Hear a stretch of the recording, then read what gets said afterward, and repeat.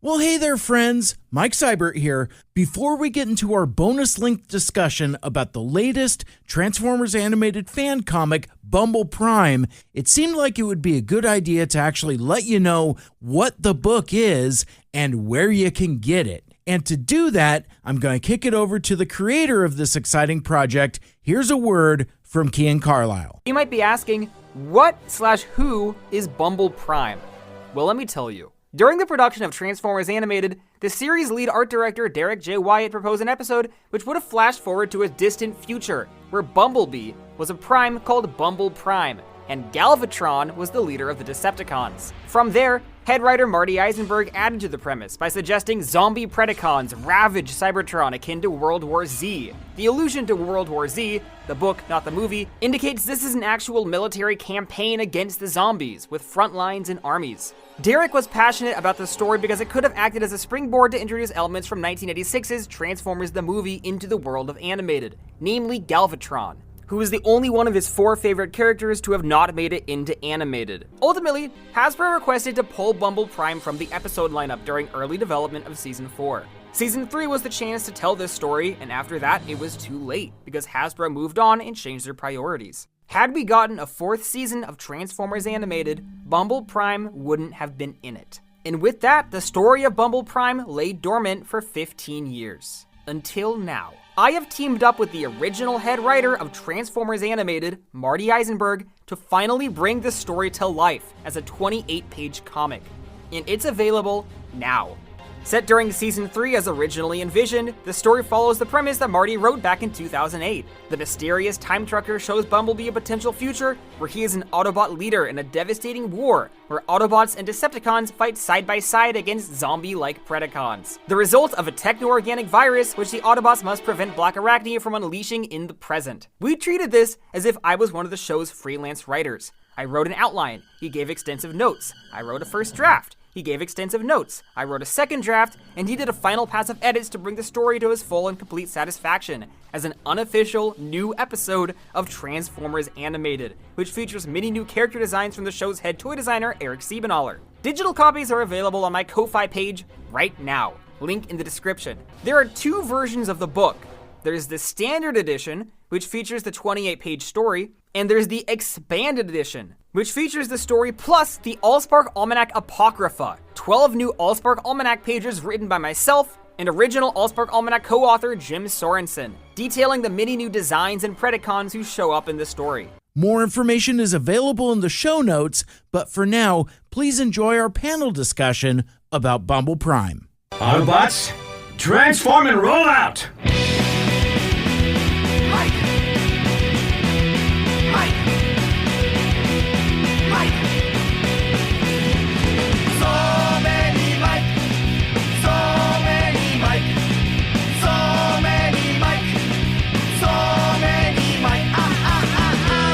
Welcome back for another thrilling episode of Two Mikes, Two Furious Animated Transformers, where we are continuing our ongoing deep dive of Transformers Animated beyond the original 47 episodes. We've got an incredibly special show today in that we're going to we'll probably talk about Transformers Animated cartoons, but today we're mostly talking about a brand new special comic book project, Bumble Prime. And we have a number of the folks that were involved in the book here today with us on the panel, and we're going to bring everybody in one at a time. So mark your clocks for 30 minutes from now after I get through all of my introductions. But first, as always, he's the serial rewatcher. He's the Spark Soul brother. He is the pizza papa who always gets paid. The Bohemian Tragedy, my friend, author Michael Andrews. Hey, Mike. Thank you. I was hoping you'd shorten all my titles to get everybody in today since we have such a big panel. But yeah, thank you. How you doing? I took 4 of them out. I did shorten it. That is shortened. That's the smallest I legally allow him to get on that. Actually. Yes, exactly. No, life is great. I've just recently returned from TFCon Chicago. It was just a really exciting time. So I'm really eager for the opportunity to kind of keep the fun times rolling as we kind of get into this weird off season in between TFCons, because because, LA isn't until March. A date change on that, by the way. It was initially like the 5th and the 6th. Now it's like the 13th through the 15th, I think. I think it is 13th to 15th. Very good. Okay, cool. So yeah, I just noticed that was a date change, so I wanted to call attention to that. But yeah, the reason for the season today is we are going to be talking about the latest extension of the Transformers Animated Universe, that being the Bumble Prime comic book. And without much further ado, I'm going to bring in a number of our specialist guests, but we're going to start with the specialist, as we've come to call him. The specialist. You know him as the co-creator, writer, and story editor of Transformers Animated and so many other awesome projects. I promise we're not going to talk about Batman this time, and we're certainly not going to talk about G.I. Joe this time. We'll do all of that in the future, but please welcome back to the show, Marty Isenberg. Hey. Yes. Thanks for joining us, and thanks for coming on this extended journey. This is a little different than the last couple episodes we've done with you. Yeah, I have to share the spotlight. There's a reason why I introduced you first. Also joining us on this adventure, he's been a guest on my other podcast, Mike Cybert Radio, before, but many fans, convention goers, know him as the Man in the Hat, the co-author of the Allspark Almanac, Transformers, Archivist. We might even call him Archivist Prime, if you will. Please welcome Jim Sorenson. I'd prefer Archivist Magnus, if you would. Of course. But I'm happy to be here, and all I did on the comics was the bonus material. So the real credit goes to the other people in the panel. Absolutely. Well, all I know, Jim, is that in my copy of Bumble Prime here, I've got a Jim Sorenson autograph. So you're part of the canon and part of this project as well. I did that page. So. True. Exactly. I noticed that you flipped to about 25 pages in, but yeah. Yes. We'll put the almanac in the front next time. No, don't do that. That would be It's Cart goes after the horse, Keyan. Cart goes after the horse. We'll spoil all the designs and characters before you read it. Could you imagine? Peeks at the back first anyway, so. Page 1, you open it up, Bumble Prime design. Well, after the accident, he was rebuilt and all the What? We spoiled the whole thing. Oh no! Exactly. I didn't know Bumble Prime was going to be in this. Right. He's on the cover of the expanded. Just a metaphor. Yeah, exactly. I mean, read the old Marvel comics. Those covers have nothing to do with what's going on inside the book. That is true. It's true. Not lying. So I missed my segue because I held up the comic and I was going to say he's on the cover. But speaking of joining us as the cover artist for Bumble Prime, did a bunch of the designs. You know him as one of the primary designers of the Transformers animated toys back in the day. Joining us for the first time, it's Eric Siebenaler. Hello. Thanks for having us. Here we all are, and really excited to have you join us. Oh, thank you so much. Happy to be here. Awesome. I will also mention that, I'll tell a brief story. So when I rolled up and bought my copy of Bumble Prime, I rolled up to Eric's table, and Keyan was with him. Ironically enough, I haven't introduced Keyan yet, but he's part of the story. Anyway, so Keyan is standing there off of Eric's shoulder, and I'm talking to both of them, just like being so effusive about the project. I'm like, oh my God, congratulations, you guys. This is so exciting and all that. And Eric was smiling and very, very cordial. It's like, oh, thank you. I wonder, because the way that news travels, I didn't realize that I was on accident congratulating Eric on his return to the Hasbro design team. Surprise. it really was a surprise too, because like I don't know if anyone else checked out the panel, but Eric was on a panel with Aaron Archer, a toy design panel at TFCon Chicago, and Eric's playing it really cool, just real subtle. Like the thing that I've noticed from watching Eric in panels is like, very dry, just like, just kind of like matter of fact, straight across. Doesn't always like give a lot there, but he's like, I'm getting kind of reacquainted with the designers on both teams, which I'll announce something a little bit later on in this panel for you guys that I think you'll be excited by. And then a little later never really comes until like the Q&A portion, and this fan rolls up and says, well, hey man, are we ever going to get toys of the animated Constructicons, specifically Scrapper? I think he was asking about. It's like, hey, would we ever get an animated Scrapper action figure? And Eric kind of like looks at Aaron, looks at the crowd. He's just like, well, it's tough. I guess I'll break the seal right now. I am working for Hasbro again. On the Transformers team, but as of right now, there is no current plan for that character. I mean, like, coolest reveal ever. I love it.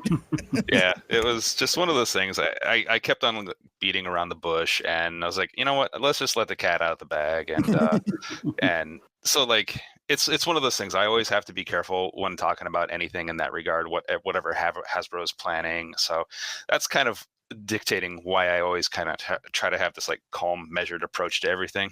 So I try to keep myself calm, be like, okay, I think I should not say this, or I should say this, or let's dance around this question a little bit more and give them something to get their appetites going a little bit. Well, a point of order, since I got you, like, did Hasbro give you instructions on how you can share that news? Not really. Like I kind of spoke to them in a regard of like, I know that there's certain things I can't talk about, like what specific characters we're doing, what the any of the projects I'm working on are.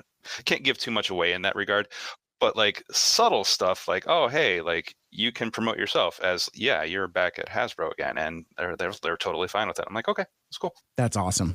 And Hasbro paid that fan to come to the microphone to give you the segue. It was all quite elaborate. Theatrics. It's an elaborate setup. Yeah.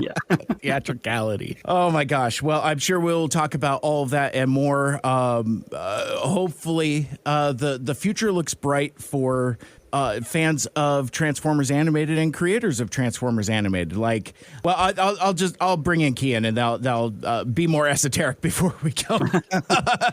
Rounding out our panel is a person that without whom we wouldn't have any of this. We wouldn't have Bumble Prime. We wouldn't have Toymaker and the Bots. We wouldn't have Headmaster Levels Up. We wouldn't have the deleted scenes. The person that I would consider most singularly responsible for kind of keeping this enthusiasm for Transformers Animated alive. He's got numerous credits, but for now, I'll just introduce him as the proprietor of Keyan Carlile's Transformer channel and the writer of Bumble Prime. It is indeed the one and only Keyan Carlile. Hi, I'm happy to be here. Also, I've been waiting to correct you. There are 42 episodes, not 47, of Transformers. Oh, I Animated. thought about making that correction, but I left it to you, I've been sitting on it because I'm evil. 2 looks like a 7. That probably is what it is, because my 2s actually do look like 7s and vice versa. I bet you that does come from like a poorly handwritten note. I appreciate that we Marvel no prize that right here in real time. Well, no, I was wondering if you were counting like the comic books. I'm like, but no, that doesn't work either. No, that doesn't work either. Trial of Megatron, the math doesn't work out. Right. Well, you did Stunticon Job, Trial of Megatron, then you did Return of Blur. Toymaker. It's 42 episodes. I know. I was 42 episodes. Marty secretly wrote 5 more, but he just hasn't shown them to anyone. Oh man. It's actually 39 episodes in a movie. Yeah, so how the contract worked out, they just broke the movie into 3 episodes. I thought you were saying you secretly wrote I mean, 39 additional. Here's a piece of Transformers animated lore that nobody cares about. The numbering changed. So Home is Where the Spark Is was originally episode 1 because Transformer Rollout was a movie, and then we had to renumber everything. Oh. I'm glad you brought that up, Marty, because I know you like number legislation. Number legislation. I figured this is probably the only audience that would even care about that. But yeah, there it is on the record. Yeah, I think you have one listener that like turned off his radio just then, but everybody else very interested. It's like numbers, no. But no, we talked about that very early on because when we were doing our episode recap, Michael Andrews kept referring to Transform and Roll Out as a singular thing, and I'm like, do you mean part 1, part 2, part 3? He's like, no, it's one thing. I'm like, no, it's not. It's 3 episodes. It's like when I watch it, it's got opening credits, opening titles, end credits. It's like they're 3 episodes. He's like, no, it's one movie. Yeah, I have it on a separate DVD. I think it originally premiered as one movie. I forget whether they did separate credits for each part. And I know like there was a promo DVD that they did, which was just the movie. Yeah. Yep, that's what I have, and that's how I've always had it because the season 1 DVD came out and didn't include that. It was jumped in on Home is Where the Spark Is.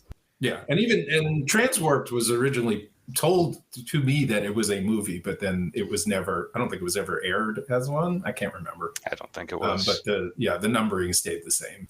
But the original Generation 1 cartoon had almost the exact same thing. They produced a 3-episode pilot, and then sort of. Even though they aired very close to each other, the first season was a totally separate production team and schedule and numbering system. So a lot of people will refer to the Transformers season 1 as this 16 episode block, but certainly that wasn't how it was conceived of at the time. And then Animated comes along and does the exact same thing. Yeah. Oh yeah, it was 13 and 16, right? Like 13 was the actual season, but the 3 episodes on top to make it. Yeah.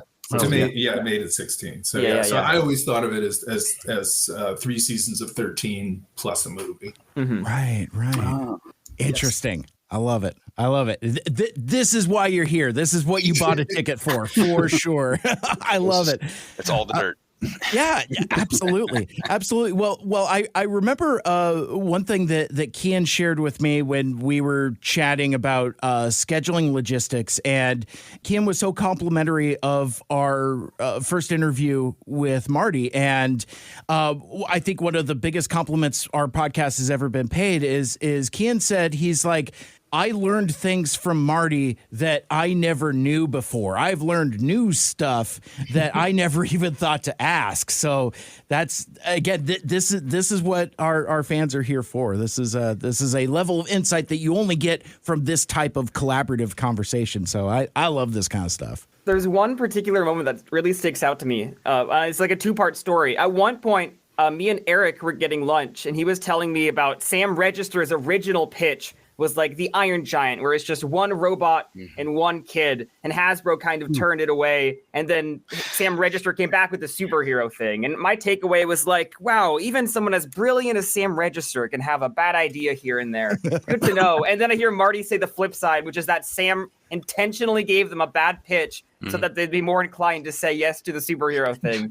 And I found that incredibly funny because I heard the first side from Hasbro's perspective from Eric first, and then like 6 months later I hear Marty's Cartoon Network perspective, and it was incredibly funny. Yeah. Well, you'll get a lot of different perspectives whether you talk to Sam or whether you talk to anybody at Hasbro. So that doesn't surprise me one bit. Mm-hmm. Yeah, Sam knew what he was doing the whole time. He is a master at reading the room, and he knows how to like talk to people based on kind of what their perspectives are and stuff like that. So he's a good ad-libber. Yes, and he does not get nearly enough credit for making Transformers Animated happen. I think Derrick gets the lion's share of the credit, and I get a lot of the credit, but it could not have happened without Sam. Yeah.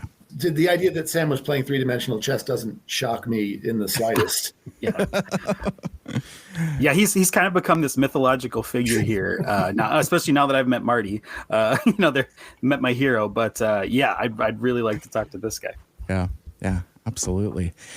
Well, let's talk about comic books and kind of how Transformers Animated is continuing to still be on the come up and in the zeitgeist. I mean, criminy, you got 6 people in a crowded internet room talking about it on a Sunday morning, and it's I think I've said this before on the podcast, but we accidentally picked a really good time to do a Transformers Animated podcast.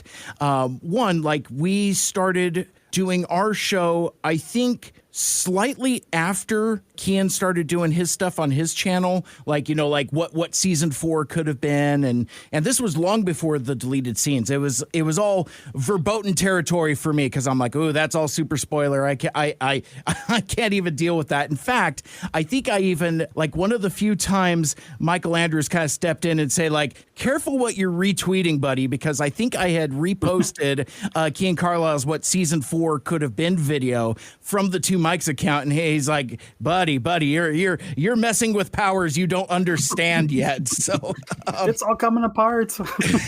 Exactly. So, but I think that a theme of our podcast, and it comes straight from the show, it's, sometimes fate makes its own programming, and I feel like timing is something that you can't account for.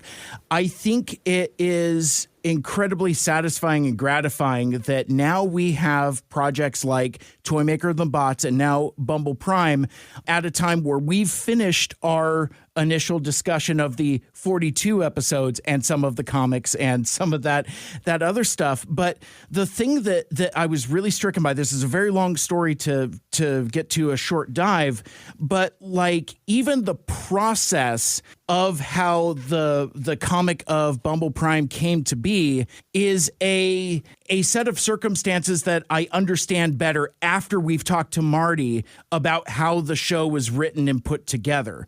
Like, basically, this was and Keyan, you can jump in here when we start talking about how the comic came to be. But when you explain it, that it's like, well, basically it came together like an episode of the show, like you wrote it and Marty story edited it.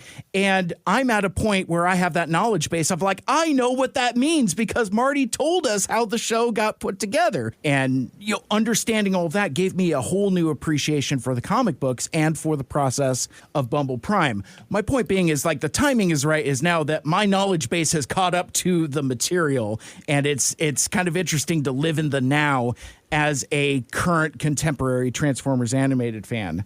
That's a very, very long way of saying congratulations on the project. It's an incredible accomplishment.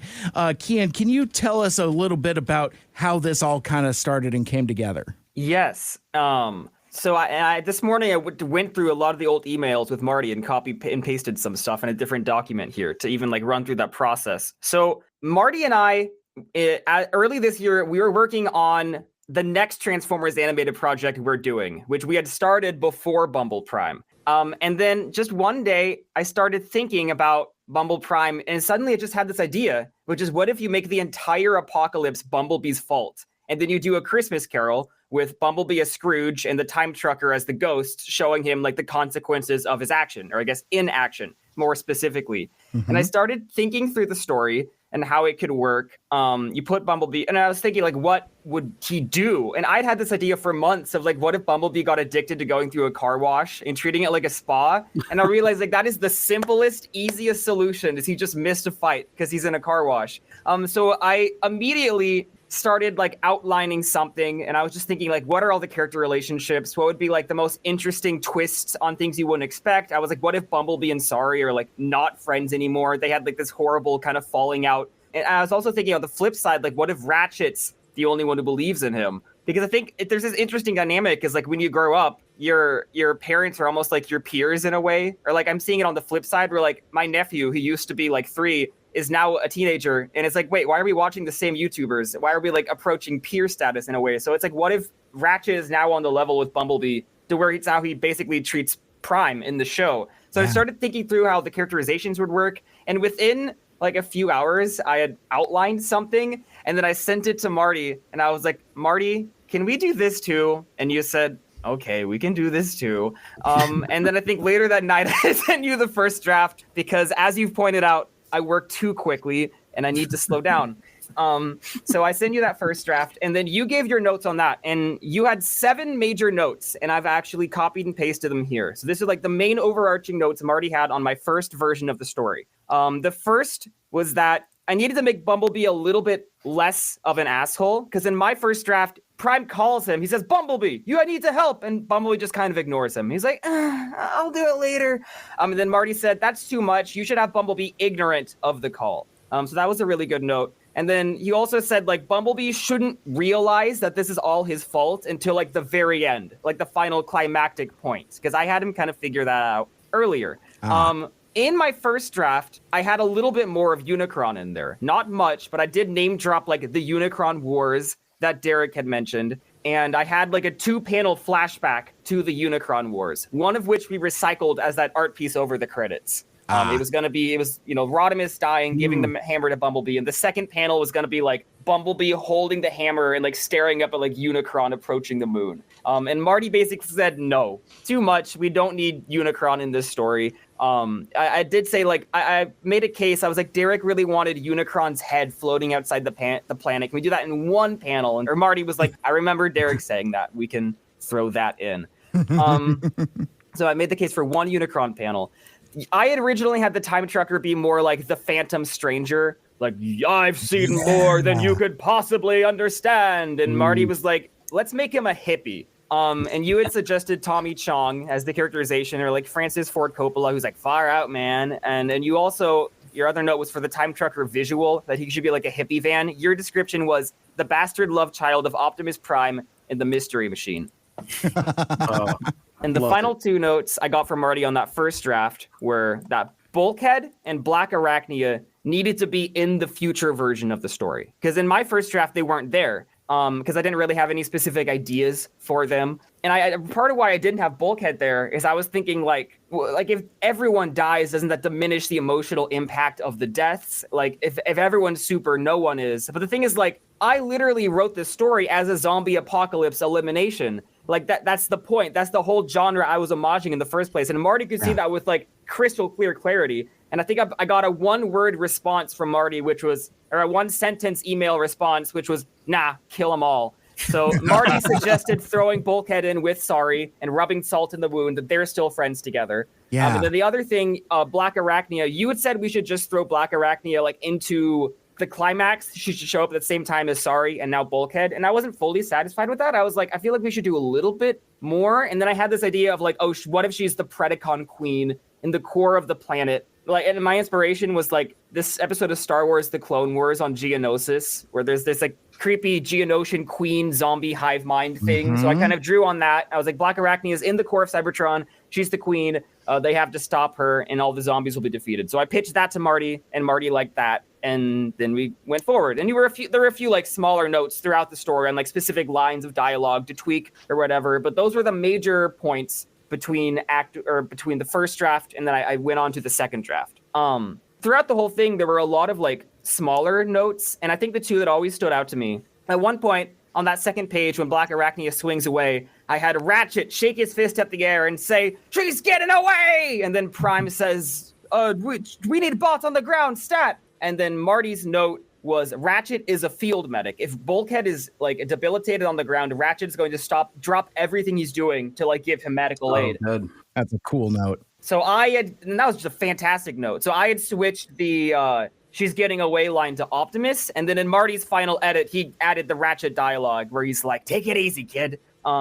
And then another Marty note, which I loved, I had Ironhide say the line at one point, "What's the matter, Galvatron? Predacon got your tongue?" And Marty's note was, Ironhide's not clever enough to come up with that. And that really, I found that was really interesting because, like, Ironhide in the show only has, like, 5 lines. Like, I don't think you could really glean from the text of the show itself that he's dull, but, like, Marty, this is, like, Marty's overall vision for the character had there been more of him. And you just remember that off the top of your head, like, 18 years later, about such a minor character. And that's something I kind of realized working with Marty, is that being a Transformers fan is kind of detrimental to writing for Transformers in a lot of ways. Mm-hmm. Because basically when you're writing something, like I have my pilot Not Normal, for instance, and I'm inventing these characters from the ground up. You put this character in this situation. What choice does this character make? You have to make those decisions, and the more decisions you make, the more you develop the characters. But then if you're writing a Transformers story and you have Ironhide in the situation, you are going to unconsciously fill in the gap with like Peter Cole and G1 Ironhide. And that's what I had been doing. I had almost been thinking of animated Ironhide with all the gaps filled in from G1 Ironhide, whereas Marty was not a giant Transformers nerd. He really was inventing every character in animated is Marty Isenberg's take on this character in animated, and you didn't have like the previous iterations cycling through your head that you would unconsciously fall back on. So that's something I've really learned through working with you and become more conscious, is like take a step back and make sure you're not like filling in the gaps with previous iterations of Transformers, because Marty didn't have all of those previous iterations cycling through his head, and where he was making the choices every step of the way. Yeah, and I'll just interrupt you for a second and say I think that was part of the success of the show, is you had me basically coming in cold, with no preconceptions, and then you had Derrick and also Matt having grown up with the show and loved the show, and it would never drift so far away from something that a fan of the show would like. So I think it was that dynamic. If it was just me, I think it would have been too irreverent, and it wouldn't have necessarily caught the love of the fandom. But because you always had Derrick and Matt tempering that, we hit that sweet spot. Mm-hmm. Yeah, I always looked at it when I was working with your team, like just there's a respect for the past, but you're not like tethered by it either. And that's what I really loved coming when I'd come to visit you guys, and I would come like to see all the stories you guys had created, all the new characters Derrick was working on. It was just kind of a breath of fresh air each time, because it felt new, and it allowed you to like just kind of grow with the story more than like shoehorning things in from the past, you know? So it was well done. I really loved it. Same. Yeah, if I can jump into my favorite thing about conversations with Marty was just hearing about how there's like this, everyone was just kind of in this close-knit area working on this big thing, hopping over to each other's desks, bouncing stuff off it, like that really collaborative process. That really, I don't like to peel back the curtain a lot on things that I'm really in love with, like Transformers Animated, but hearing that kind of like warmed my soul. I was just like, oh, that just seems like such a cool process to be involved in every day. Yeah, and that goes back to Sam Register, as he said, you have to have the mind meld. You have to be there. You have to, you have to have an office there. We have to bring the Hasbro people in, and we're all going to have the mind meld. Yeah, it was, in hindsight, it was like one of the few times in my life I've actually like been a part of like lightning on a bottle. Yeah, that whole experience. Yeah, absolutely. Yeah, we've heard that used as a descriptor for animated a number of times, and having gone on our deeper dive of the episodes, you could feel it. It's like there's something special and something different about this particular show. Like it's like the right people at the right time under the right circumstances. It's like all of the primordial ooze just like coming together, and at no other time could that have happened. And I don't know if it'll happen again. So it's cool that we have projects like Bumble Prime, and kind of how the universe kind of continues to expand, that we can still sit here and enjoy it. Marty, I wanted to ask you kind of as a follow-up to some of our conversations, because you've mentioned to us on our show that you're particularly keeping details about season 4 kind of close to the vest. That you enjoy kind of the mystique of what season 4 is, and kind of some of the unrealized concepts. But what we've seen recently, I would say over the last, I don't know, maybe year or so, maybe not as far back as Toymaker and the Bots, I'm not entirely sure, but it feels like there's a shift in perspective from my observation. Like we're getting stories like Bumble Prime, where spoilers, we're going to be getting another story in the future that I absolutely cannot talk about, but I've been whispered in my ear what it is, and I cannot be any more excited about it. But like I guess, Marty, what's changed? Well, the simple answer is Keyan wore me down. Over a process of several years, I might add. Played the long game. He did play the long game and rather brilliantly. And I think just time and circumstances changed. I think just as I get toward the tail end of my professional career, the possibility of rubbing Hasbro the wrong way with these independent creations, it doesn't bother me as much. So there's that just kind of gives me the freedom to do, this. I love this property, so why not? Why not do something that I really enjoy? And we can sort out the legalities of it later. Gotcha. Yeah, I was going to say on that note, Keyan, first of all, hi, nice to meet you finally for the first Oh yeah, hello. But I was writing down questions for everybody, and like the one that I wrote down, the number one I wrote down for Keyan was just like, where do you get your drive, man? How do you assemble all this talent and stay on it and just stay in the game? Like where does that come from? And whose nephew are you, for the love of God? Like who gave you this Rolodex of all these people? He doesn't sleep is the answer to that question.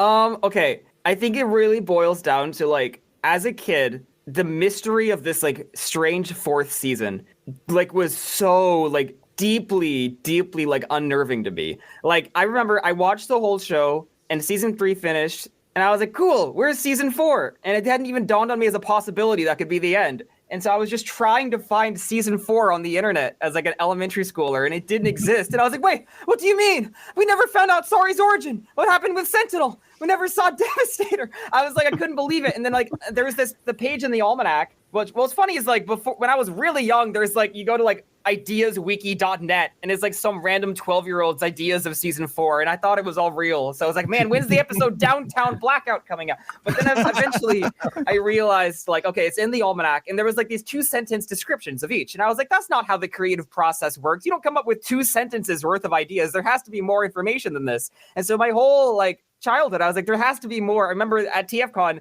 the very first conversation I ever had with Jim Sorenson, I just went up to you. I was like, so you have every single production asset from Transformers Animated on your hard drives? And you were like, yeah. And I was like, interesting. And I don't know. Eventually, Derek's friend Heather Derek had given her like the season 4 roadmap documents like in 2011 or something, and she'd forwarded them to me, and I was like, oh my gosh. And anyways, that kind of like gave me weird closure in a lot of ways. But the point is like the season 4 not happening.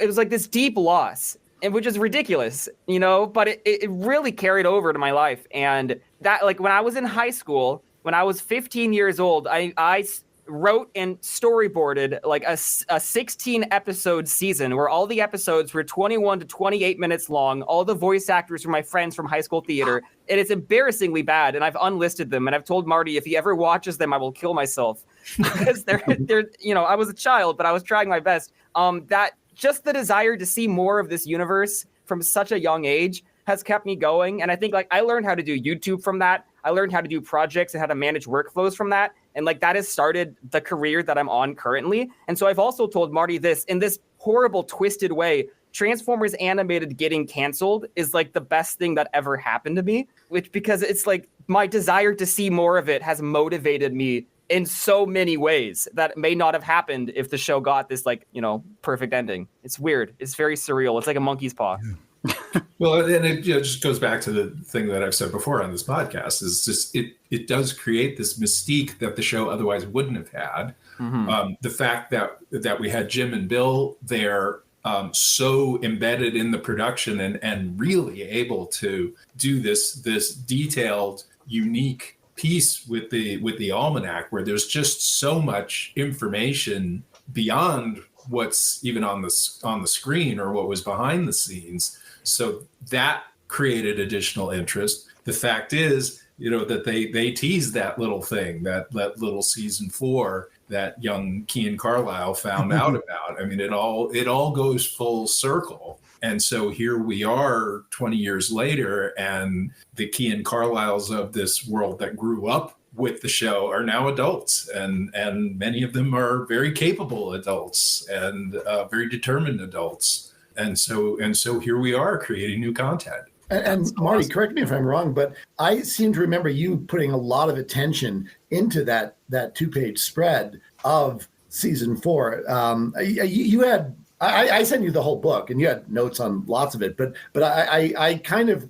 And I didn't go through all my emails of all my old correspondence with you, but I do kind of remember you asking me to change the wording on some things and take certain revelations out. And I don't even think we included every episode. I think you'd said, Aaliyah, let's leave a couple out. I think a few more things ended up in maybe the Transformers Collectors Club. And as you say, that Derrick spearheaded. But yeah, I mean, at that point, I was still really believing that there was an opportunity to continue it as an IDW comic book or some other form at around the time that I think I'd taken the pre-Transformers Prime meetings in Pawtucket. I was told, those adaptation comic books of the little kids adaptation, there's just direct adaptations of the episodes, were doing really, really well. And they were running out of episodes, and they're thinking, oh, maybe we should do some new content to keep that going. So that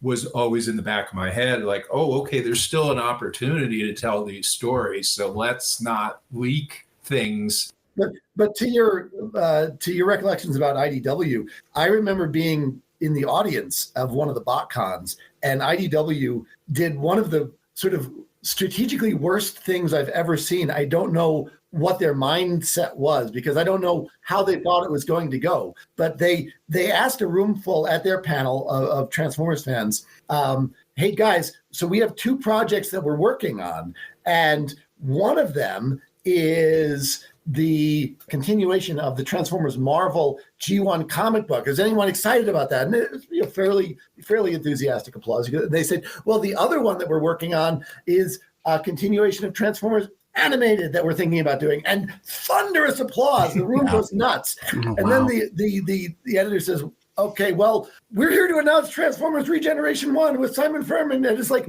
why did you do it that way? Even if it worked the way they thought it was going to work, I don't understand what the mindset was. As I recall, that also happened at a convention. It may have been the convention where the collector set was the animated set. It might have been, Stunticon job. So you had an audience that was already very primed. Now I want to look, because it would have been it may have been that one, or it may have been the one where we were promoting the complete series DVD set. But yeah, I do remember hearing that. I think in the room. Regeneration 1 was like 2015, so I think so. It would have been BotCon 2014. So. Oh no, I'm sorry. It was May 2012. I looked at the wrong one. Yes, it would have been Stunticon job. Okay. Yeah. That it would have been BotCon 2011. Right. Yeah. So you have all of these, these paying attendees with their Transformers animated sets. Yeah. And you're going to announce something special, and it's not going to be animated. Probably not good thinking on well, I think it's fine to announce the thing, but why juxtapose them?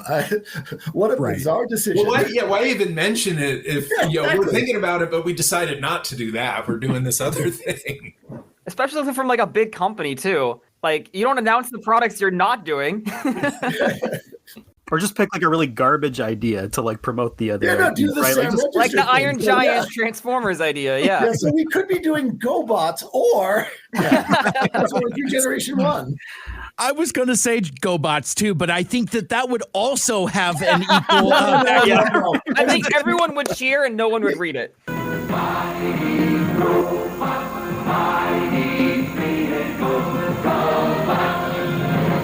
Yeah. You have a lot of polite applause for GoBots. A lot of people who think they want it and they wouldn't buy it, but then the Regeneration 1 would get the bigger reaction. Yeah, no. There you go.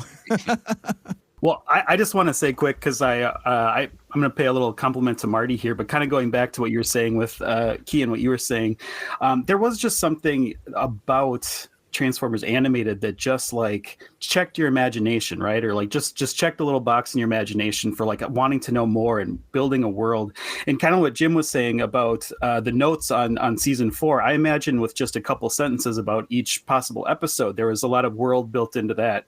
And you can just kind of just imagine what it could be. And yeah, I can see, I mean, I was a lot older than Keyan when I first saw the show, but even I was like, there's got to be more. There's so much more. Maybe I couldn't put my finger on it, but something about your story building, Marty, it just creates this giant world with so little, and I think that's something you do really well. Well, thank you. I think also a really big part of it is that Derrick kept it going at conventions and online, and kept the interest because he wanted to keep it going. So we did share that desire. It's like it felt unfinished, and we wanted to do more in any way we could. Yeah, absolutely. And Keyan, compliment to you too. Bumble Prime, like the writing in here is like note perfect. Just hits the tone of the original show. It just really felt like I was just reading a well-produced episode of the show. So I guess my big question along with that was like, did you find it hard to hit that tone? I mean, did you have to rely on Marty to get a lot of that, or were you like so embedded in the lore of Transformers Animated that you almost kind of write in that way anyway? There are some things I'm more naturally good at. Like my natural sense of humor, for one, is really not the show's sense of humor. So I think a big thing that Marty would remove is like my jokes, or as he would call them, attempts at jokes. He would knock them out. Isenberg. I did feel good about you from the very beginning. You basically had no notes on like how I write the characters' voices. Like you said, I think I'm just pretty good with like parsing apart dialects and how the characters might say things. So like if Bumblebee says like, "We gotta stop him," Ratchet would say it slightly differently. Like I don't know, that's not a bad example. Ratchet would probably also say, "We've got to stop him." But like different characters will say different sentences, slightly different depending on who they are. And I think like intuitively, Marty never really had any notes on that. I remember there was two. One was I had written Bulkhead saying, "It's like the old Earth game, tennis," and Marty changed "the" to "that." It's like that old Earth game, tennis. And I remember that was kind of interesting. I have curiosity. What did you see? Yeah, I feel like you just had those characters' voices in your head from just constant exposure. So it was. I think it had infused your DNA. So there would always be things that required some tinkering or some tweaking, but on a basic level, you understood those characters and how they spoke. I think the big thing that you would have to help with, particularly in this next one that's coming out, is almost like story structure and plot points. Like I think that character-wise, I'm good. But when it came to the next story we're doing is like very big with a lot of moving parts. And then you had to be a lot more involved in kind of like walking me through it. But I've said this before, like I think like getting direct conversational feedback with you was like one of the most valuable educational experiences that I've ever had. I mean, there's so many little things that like I wouldn't even think about. I think, for instance, something that you're very big on is like writing for clarity that I picked up. For instance, I wrote the line, "She's getting away," and Marty would change that to, "She's getting away with the bioweapon." Like constantly remind the audience of the stakes. Or in the next story we're doing, I had written a line, "Wow, Professor Sumdac must be really mad." And Marty had changed that to, "Wow, Professor Sumdac must be really mad at us for taking sorry." Like very specific. And it's the kind of thing like, oh yeah, the show did that. The show always wrote for clarity. It was never just nanosex getting away. It was nanosex getting away with the unstable dystronium. It's very subtle things like that you'd never really pick up on, but you start to notice the kinds of notes Marty gives, and a lot of them are like specific clarity and reminding the audience of the stakes. Don't go too long without mentioning what the overarching drive of the characters is. That's awesome. Yeah, and I think that's just stuff you learn by doing it for decades and decades. And I think because currently I'm working on preschool shows, so the mandate to really be clear and really be specific and restate the stakes and restate the theme has kind of gotten into my head. So I'm even more hyper aware of it than I might normally have been. Mm-hmm.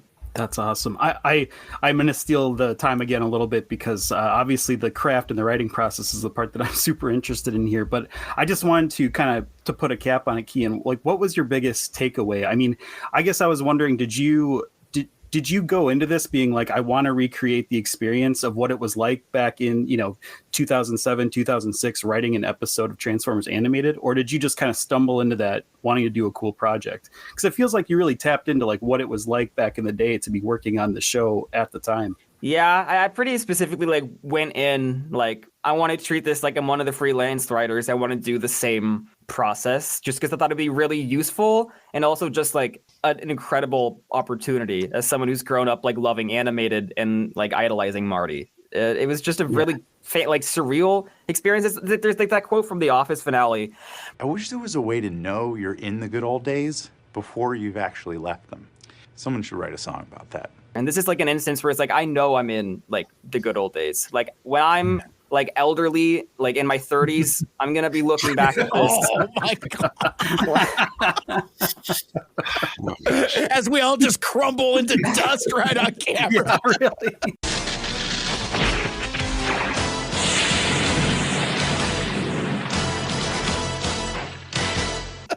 Let's all rise in our coffins. I kind of think of this as it's sort of a one-man Transformers animated fantasy camp for Keyan, so which he's creating. So. Yes. Yeah, but then at the end of the day, he comes out with a comic book or several comic books or the deleted scenes. Everybody wins. He shares his homework with the rest of the class, which is great. Yeah. We all benefit. I will say this, Keyan, you made my life very easy with your sort of obsessive desire to recreate the process, because to create your comic books, you made all of these animation models, which, you don't need to do. No, not at all. But having them, then I was able to step in and do the same process that Bill and I did back in the day and say, okay, well, here are the Predacons. Here's Bumble Prime. I couldn't have done that if you hadn't produced all those slightly unnecessary assets. Well, a big part of that is like I have so many friends who are extremely talented artists who are friends of or who are fans of Transformers Animated, and I just feel obligated to like bring as many as I can along for the ride. And that's why we have comically large teams working on these, is because I just want to let all of my friends be a part of the process, to be honest. I love being in this Discord. But I think the finished product really benefits from that. Yeah. I think, that extra effort of those model sheets, those animation-worthy model sheets, we end up with a really, I'm going to say, a much better product than what IDW was able to put out. Oh, wow. So, yeah, it's worth the effort that you've been putting into it in that sense. Thank you. I appreciate that. Well, there's a couple different directions I wanted to go, because I would like to, kind of ask the panel what the fan response has been, people asking you on the street about Bumble Prime, but I also want to get into the other collaborators, folks that aren't here, like the other talented artists that contributed to the comic as well, so that everybody gets their due credit. But I want to start with Eric and Jim, and then back to Marty, about we've talked about a lot about like the Keyan Carlile enterprise, and so what is it like for you guys to get that phone call and just be like, hello, yes, you want to do more Transformers Animated? What? like Eric, what is a phone call from Keyan Carlile like? Like how does that process even start? Well, I forget exactly where we started, but I believe we first connected over a commission. Yes. Okay. And was it Devastator first? I think it was an art piece for the animated season 4 What Could Have Been video, where you did Arachidus Prime and Alita Prime. That's right. Right. So, I mean, I'd stumbled upon like Keyan's videos like by happenstance before I actually met him. So when we actually connected the dots, I was like, oh, this is kind of cool. And it's like any chance I get to go back and revisit animated, it's kind of a real joy for me, because that was a very special time and a very special project that I got to undertake, and just kind of getting to approach everything, without Derrick, it's kind of a double-edged sword, but yeah, I find myself asking a lot of the questions like, what would Derrick do on this? How would he handle this design? And then I have this like dialogue with myself. It's like, what would I say to Derrick's art? What would my notes be on Derrick's art? And I'm like, so I'm kind of having this kind of internal problem solving challenge and being, approaching it from a stronger character design standpoint than I had when I was working on animated back then, because I was still primarily just a toy designer at that point. Right. Character design kind of came later after I met Derrick, and I got to work with him on a few other projects after that. And so my skill set had grown at that point. And so now I can look at it from both perspectives, like what makes a good idea for, or a good character design or a good vehicle design from an animation standpoint, and what also makes it more practical from a physical product standpoint. So looking at things in that regard, it's it was fun to open up that can of worms again, and getting to work on some of the stuff with Keyan. It kind of led to more and more projects, more commissions over time. So I thought it was wonderful, and I still do. Awesome. If I can just pounce on that really quick, Eric, is there anything that now that you've been doing it for so long in the art style of animated, is there anything that's like the special sauce or like what is a design element that you always have to include? Because the one thing about the animated designs is they look kind of like from the outset, just sort of simplistic, stripped away character designs. But when you actually go to try to recreate that artwork, it's really difficult. There's, you just know it when you see it, and it's not always able to reproduce. I wonder if there's anything where you're just like, don't forget to do the legs this way or something like that. It's to a degree. The legs actually are a good call out detail, because Derrick had some very idiosyncratic habits with his leg structures. But looking at the overall design process, you nailed it. Just commenting on it, looks really simple, but it's actually a lot. There's a lot to it, a lot of structure, a lot of underlying structure to everything he did, it's interesting because I sometimes on my Instagram channel, I'll get fans that reach out, they're like, hey, I'm having trouble getting this style.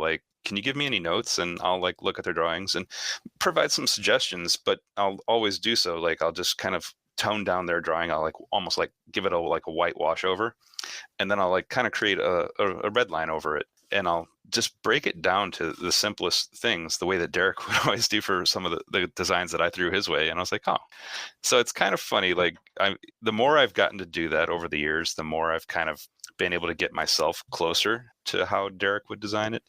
And I mean, it's never going to match 100% because Derrick he was a very, very talented and unique voice in the character design world. But I feel like getting close to it is a challenge, and it's fun. And sometimes I surprise myself. When I got to work on Bumble Prime, I was like, I think this is the closest I've ever come to what I think Derrick would visualize the character to look like. Yeah. Oh yeah. Yeah, I would agree to that. That's if you're not at 100% match, you're at 98%, right? You guys are getting very close. Yeah. I guess on that note too, the Bumble Prime design in general, where did the blue come in? Was that originally anywhere? Whose idea was that? I'm curious where that all came from. I think that was a dialogue with Keyan and some of the art that has been made by some of his friends in the past. Yeah, and I kind of keyed in on that. I was like, I like that blue. It's a nice evolution of his design. My friend Alex, Gloria 720p, is the one who first had the idea as an homage to Goldbug from G1, and then Josh Perez said that is probably what Derrick would have done. So I think Josh Perez had colored my friend Alex's line art of that original Bumble Prime model years before Eric made this one in the book. And Josh Perez thought the blue in the color scheme was probably what Derrick would have wanted to do as a G1 homage. So then that kind of carried over into Eric's take on it. Mm-hmm. Oh, that's cool. Yeah, and I'm a big fan myself. So anytime I see other people's artwork and I don't scoff at it, I'm like, oh, that's actually a really good idea. I would like to incorporate some of that thinking into my version. It's interesting for me to hear you say that because my mind immediately went to Goldbug. So it's great to get that sort of confirmed. Mm-hmm. It's funny. Sometimes I don't know if you any of you here have gotten any comments on the comic, but I get a lot of recommendations from the fans about you should have called him Goldbug. I'm like, it's not Goldbug. I get those comments on a daily basis, dude. And it's I don't really respond, but just privately I'm like, the name you're suggesting, can you say this out loud? Because it's it's not better. They're like, you should have called him Stingamus Prime. I'm like, what does that mean? That's not better. I mean, it's I've literally hundreds of alternate name requests, and I personally don't think any of them sound better than Bumble Prime does. Well, and at the end of the day, it was a name that Derrick came up with, and he's not around to defend it. So it's Bumble Prime. Live with it. Right. Yeah. Right. When I get those questions, a lot of times I take the diplomatic route. I'm like, look, when Marty, Matt, Derrick, and myself were all like dreaming this character up back in the day, that's what we agreed on, and that's what it's going to be. You can disagree with me if you want to, but that's fine. You are entitled to your opinion. Yeah. I think it's very fitting. I think Bumble Prime just, the nature of how silly it almost sounds is so pitch perfect for, Big Stinker Prime also would be a good name for this guy, right? Like, it does kind of sort of speak to the whole improbability of it. Yeah, right, exactly. Yeah. Well, it always creates a line right from Auto Boot Camp with, you're Bumblebee, to this, taking ownership of it. You are nothing but a bumbler. From now on, your name is Bumblebee. Yeah. Nothing but a bumbler. And it's like Bumble Prime caused the apocalypse. He's Bumble Prime. Yeah. So. Yeah, there's a straight line there. It's beautiful. It's like poetry. It rhymes. Yeah, for sure. So, Jim, a couple questions for you. One, kind of the same question I asked Eric about, what is that phone call from Keyan Carlile like? But then also, let's talk about your contribution to the book, the Allspark Apocrypha, and kind of from there we could spring into Keyan talked about it a little bit earlier, but let's talk about kind of like some of the reaction to the comic as well. So, so Jim, where's the start for you? Well, in terms of Keyan, I think, as he said, he came up to me at a convention and had probably quite a few questions. And I always make space for that because, that's exactly the right time to go and to corner someone and brainstorm and get the back and forth. And he probably left, and I said, "Oh, what an enthusiastic young lad," something very positive. But it sort of quickly turned into, because I make myself very easy to find, lots and lots of requests. And and Marty, you could probably back me up on this. I think there was a lot of me saying, "Marty, I'm working with this guy Keyan. Yeah, I know him very well. Is it okay for me to send this? Is this okay?" And I think for probably a good 14 months, that was sort of my relationship with Keyan was, hey, can you send me this? Marty, can I send him this? Yes or no? All right, great. Here it is. Oh, no, we're holding this one back a little bit. And I knew it was Marty. Sometimes he would be like, "Yeah, I'll give you this," and he'd come back a week later and be like, "Sorry, I can't." And I was like, who else would be telling him no? I knew it had to be Marty. Secrets revealed. It wasn't always. Sometimes you'll thank me in the end. You got it all in the end. Yeah, so I got them anyway. And sometimes I would have to, check with Hasbro or on rare occasions if it was something like Bill created or something. I might go to Bill. Who always said yes anyway. But yeah, you usually, and sometimes I just couldn't find something. Or I never had it in the first place. More likely, I don't lose a whole lot. But somewhere along the line, it evolved from document requests to why don't we be roommates for this convention, and I'll make 12 extra pages of comic books for you. I don't know when or where or why that happened, but we did get to that point. I had a lot of fun working on it, and the funny thing about the Allspark Almanac Apocrypha was we had done. Oh, I do know how those pages came about. So I was working with a publisher in another country that was interested in possibly having some extra almanac pages. They're doing a localization of the complete Allspark Almanac. It may or may not happen, but I said, hey, it'd be fun to do some extra pages. And some of what Keyan had created seemed like it would be interesting to include in that. So I had asked him if he could give me art assets, which was a bit of a reversal in our relationship. Yeah. And he said, well, let me just check with Marty real quick. And And Marty said no on at least one of them, so which is fine. Which it's like we could live without that. But we were doing that, so I had these pages ready to go, and I said, if you want, when you're doing Bumble Prime, we could do some extra almanac pages for that. They're actually ready to go. I just have to shrink them down from 8.5 by 11 to comic book size, which will take me about 15 minutes.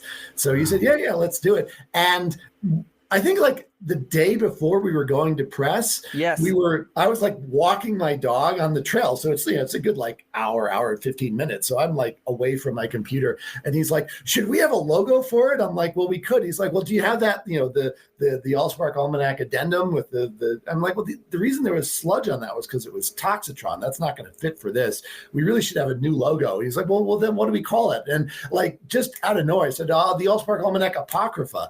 And you like I got, I think 4 texts from Keyan in a row saying, oh, that's good. A minute later, oh, that's really good. A minute later, like, that's perfect. How'd you come up with that? I don't know. It works. It fits our naming scheme and has the right sound to it. And it is in fact Apocrypha. It sounds like Apocalypse. Yeah. Yeah, exactly. Yeah, that's the other thing. Yeah. Pretty well. And we, what did we do for the, that wasn't what we did the little flower things, right? For the Jito's model sheet of the time trucker. I literally just like stole the flowers from that and scattered them around the Apocrypha logo. So I remember I was like, made that logo. That was when I was giving him notes while I'm on the trail. I'm like, move one of the flowers like a millimeter to the right. But I remember I finished that while you were on a walk, because we had this conversation. I was like, should we do a logo? And you were like, ideally we would have one, but I don't have time. And I was like, I don't have time either. And then I sat for 20 minutes. I was like, okay, I'll do it. So I've never done graphic design really like in my life, but I just kind of trudged through that. And you suggested the Back to the Future font. So I found that, and I chose a good gradient and threw some flowers on it and threw it together. And you said, sure. No, I liked it a lot. I thought it worked really well. So, and I think we're going back. Yes. This is a reveal. This is for the first time ever getting this information out there. So we're making Allspark Almanac Apocrypha pages for the Toymaker comic. So when we do another printing of that, so people who didn't get it the first time can get one.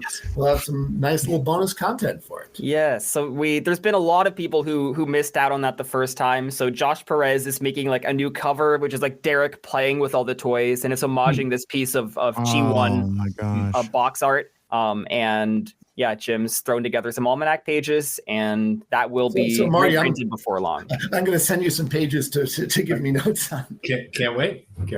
Oh man, you guys are gonna make me roll a tear here. That sounds incredible. That's awesome. Also, make me buy that comic again. Threaten me with a good time. It's got a new cover. It's got 8 pages of bonus material. It should be great. Yeah. I need it. I still don't have it. If it's a convention exclusive, I'm gonna have Mike pick it up for me. But otherwise, hopefully, I can get my hands on it. I think there's enough demand now that I can just sell them. Like I posted them online like shortly after TFCon, and like there's still like several selling every day, like a full month later. The demand for this was like beyond what I anticipated, because there's more notoriety, there's more awareness, there's more demand. So I keep printing like considerably more. And this time it was just like not enough. Like we pretty much sold out at TFCon Chicago. And so I ordered a second batch like in the hotel room Saturday evening.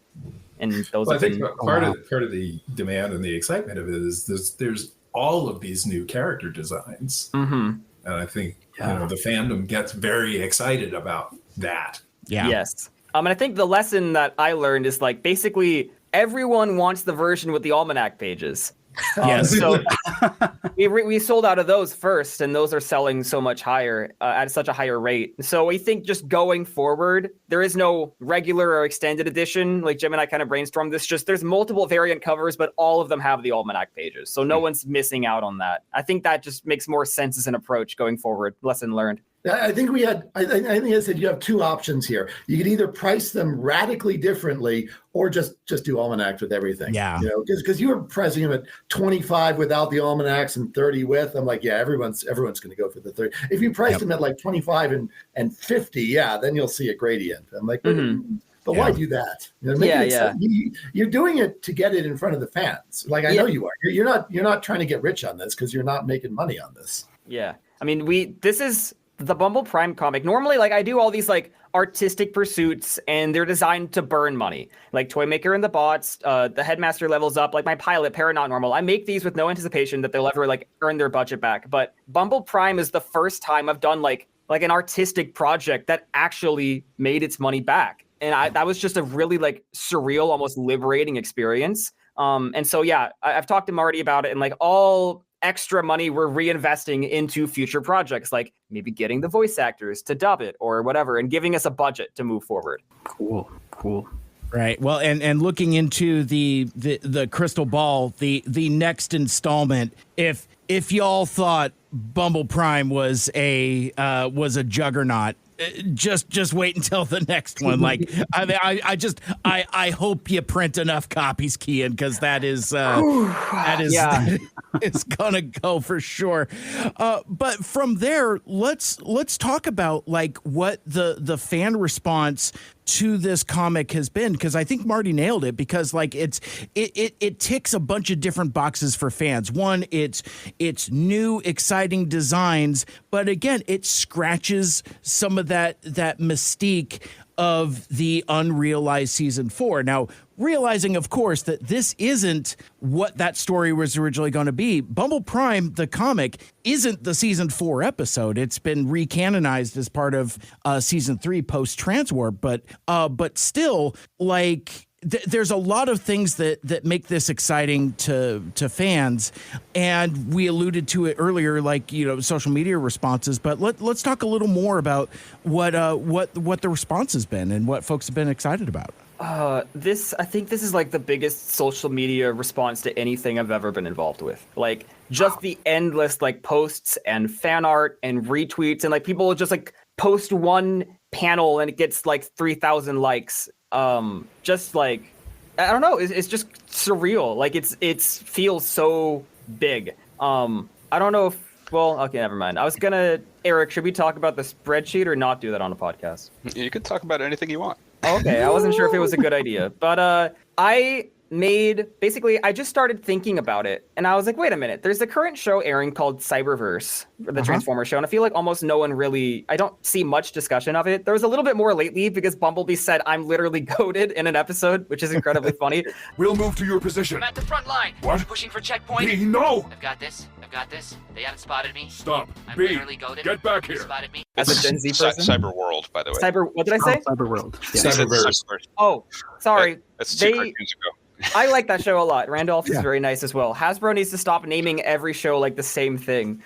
Anyway, so it's Cyber World. I made a mistake. Anyway, out of curiosity, I made like a big spreadsheet comparing like the views of every Cyber World episode on YouTube and like the social media response. And like my post announcing the Bumble Prime comic is for sale has more views than any episode of Cyber World does on YouTube. There's just considerably more posts with more engagement about the Bumble Prime comic than there are with Cyber World. So I had made a pretty big spreadsheet comparing and contrasting a lot of those data points, and we'll see if anything happens with it. And well, it's kind of the IDW convention announcement writ large. It's the same thing. It's the fans speak, whether whether the corporation listens. That's, they have their own needs and they have their own agenda. So we'll see. Yeah, I mean, a company like Hasbro, they're already working like a year to 2 years in advance. So like, but I would always say to any fan, like, just shout it loud, like, just keep making noise. Like, if you want animated, keep pushing it, because there's people in place that at a company like that, like, hi,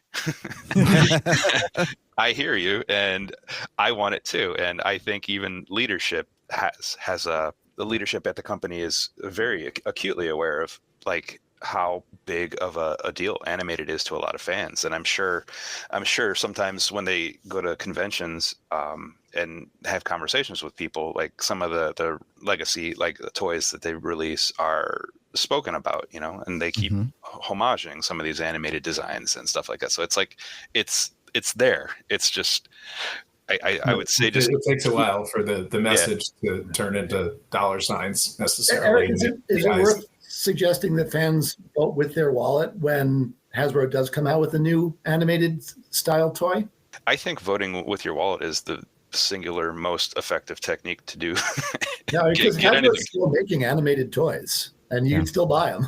Yeah. Well, I think the belief is probably still true that the adult fans, the collectors, that's nice, that's gravy, but we have to reach today's current kids. Right. And if what the adult fan collectors are buying outsells what today's kids are buying, that they'll stand up and take notice. There's nothing like dollar signs that will get them to take notice. But like the designers at Hasbro are, it's a small staff lately with a lot of things happening there. But like they're wonderful designers. They're very in tune with the different fandoms and stuff like that, and they're fans themselves, and they do some really great work. And then you gotta like factor in that Takara, the designers at Takara are also like ingrained in that fandom as well, and so everybody has kind of their favorites and their voices that they want to like put out into the world. But I think animated is still, it's definitely still relevant, and I think I'm doing my best to kind of raise some of these topics to people behind the scenes at Hasbro, just to kind of see what we can get going. Well, I think like the great thing about animated is that it appeals to both, right? Like the simple designs that we were talking about, I mean, is really kid focused. And at the same time, it seems like adult collectors still really want animated toys. I mean, what's the toy line that you can never find at conventions and in the dealer room, right? Like you're always digging to the bottom of the bucket. You can't find the animated stuff. People are keeping theirs. They're selling very quickly. Like I think there's like synergy there between both age groups they're trying to hit. Yeah, and it's interesting too. It's like when we were doing animated, in its initial like conception, like the focus was mostly on kids, and that's kind of what Hasbro's bread and butter was, like the 8 to 12-year-old. Nowadays, though, I see a slight shift towards it's probably a little more heavily into the collector side of things, but they still make their toys accessible for kids as well, definitely. But I mean, you got to put them in the aisle at Walmart and Target, and it's a little harder to maybe go the Funko Pop route, which is more collector oriented, and I understand they're not doing so well right now. There's a whole other aspect of it, which is the retailers that add to the challenge. Just how much shelf space and how much peg space you can actually get the retailers to allow. But I just did want to jump in, and I think the other thing that is probably driving the fan response on Bumble Prime in particular is it's the first piece that you've put out, Keyan, that actually has a direct connection to season 4. Like this, those in the know, oh yeah, this was a story that was in consideration for season 4. So it's really the first taste, other than the Trial of Megatron reading that I did at TF Nation a few years ago. It's really the first direct line to season 4 that the fans have had access to. Yeah. Oh man. And there's more to come. At least a little bit more. Many exciting things coming. Eric, to your point about, and I guess Marty too, about the toys on the shelves being kid accessible. I think that one of the things that keeps Transformers being so relevant is that Hasbro has never taken their eye off the ball in terms of producing really cool toys that are that maybe adults could enjoy playing with, but that are also kid friendly. Because I think a lot of the properties that try to stay relevant, they don't have that hook. But with Transformers, there's always cool toys on the shelf. There's always something that you could pick up and fiddle with, and it's very tactile. It's very satisfying, and I think that's very much to Hasbro's credit. I think you need the stories. I think you need the mythology. I think that the work that Marty and Derrick did, and that Bob and Larry were doing on Beast Wars and whatnot. You need that side of it too, but you also need. Or at least you benefit greatly from having those 3D physical representations that you can, put on yourself, pick up, play with, fiddle with. you know? Yeah, I mean, if it wasn't a great product, we wouldn't be talking about it right now. But the fact is, no matter the quality of the entertainment or whether it hits your sweet spot or not, those toys are great toys. As a concept itself, it's a play pattern that's going to stand the test of time. Like, 40 years ago, however long we are, what are we at, the 40th anniversary? So yeah, I mean, it's still as relevant today as it was when, we were kids, and I think it's going to continue on. And the great thing about the IP is, it has its like tent poles, and you can tell a lot of different stories with it. But like the great thing is, it's never just been one completely aligned continuity, like a Star Wars universe or something like that. It's always been allowed to kind of have this different generations, different, like the Beast Wars era or the RID, 2001 versus 2015, two completely different shows. But this play experience is still enjoyed almost the same way, no matter how you skin these Transformers. Mm-hmm. So I think because the story is allowed to grow and tell its own, like even in the animated case, it's like it was allowed to be its own story and its own visual style. Even when it's not allowed, it continues to grow. Right.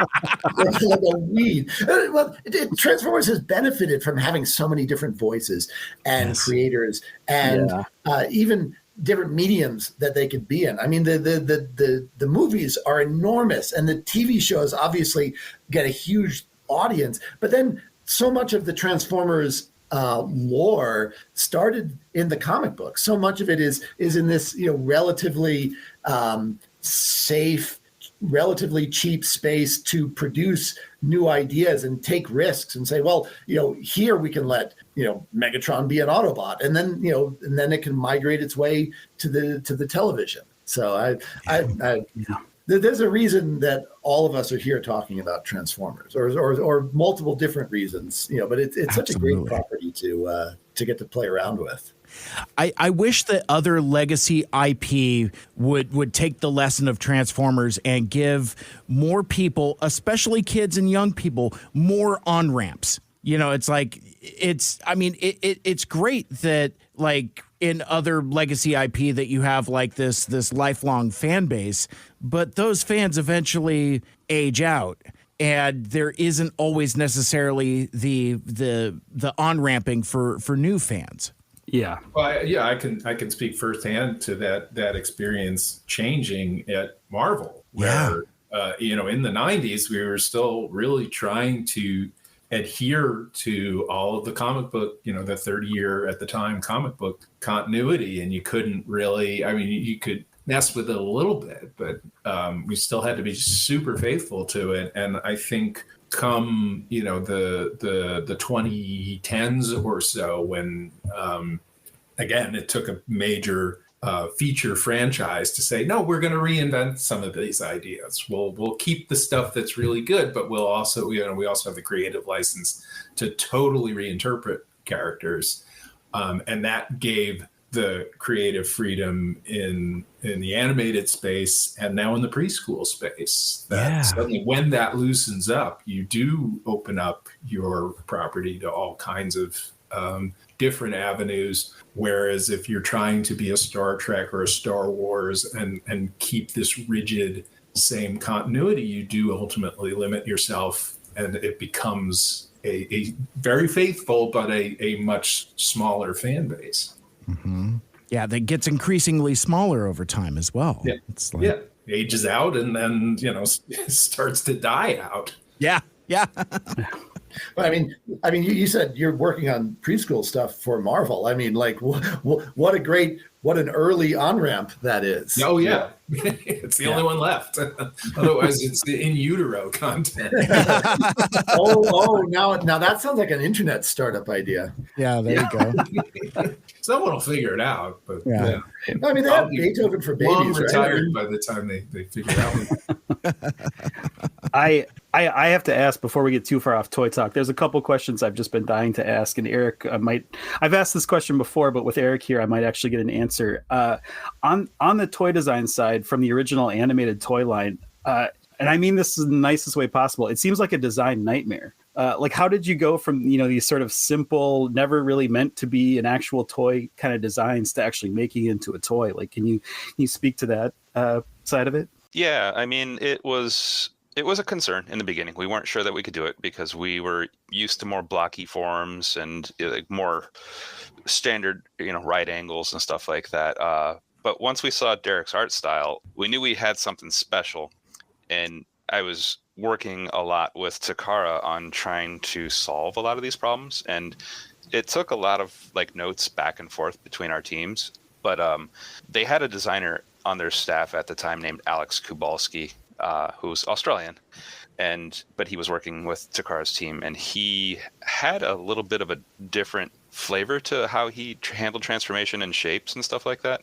So I think communicating a lot with him and then having a lot of my notes relayed through him to the Takara team eventually got things to a very cozy space. But it was a huge challenge, and I was really nervous about it at first because it's like I really want it to look like Derrick's art, and Derrick was like, I'm fine if it looks like a Generations toy or whatever, just give him a new head. And I'm like, nah, I want to do it better.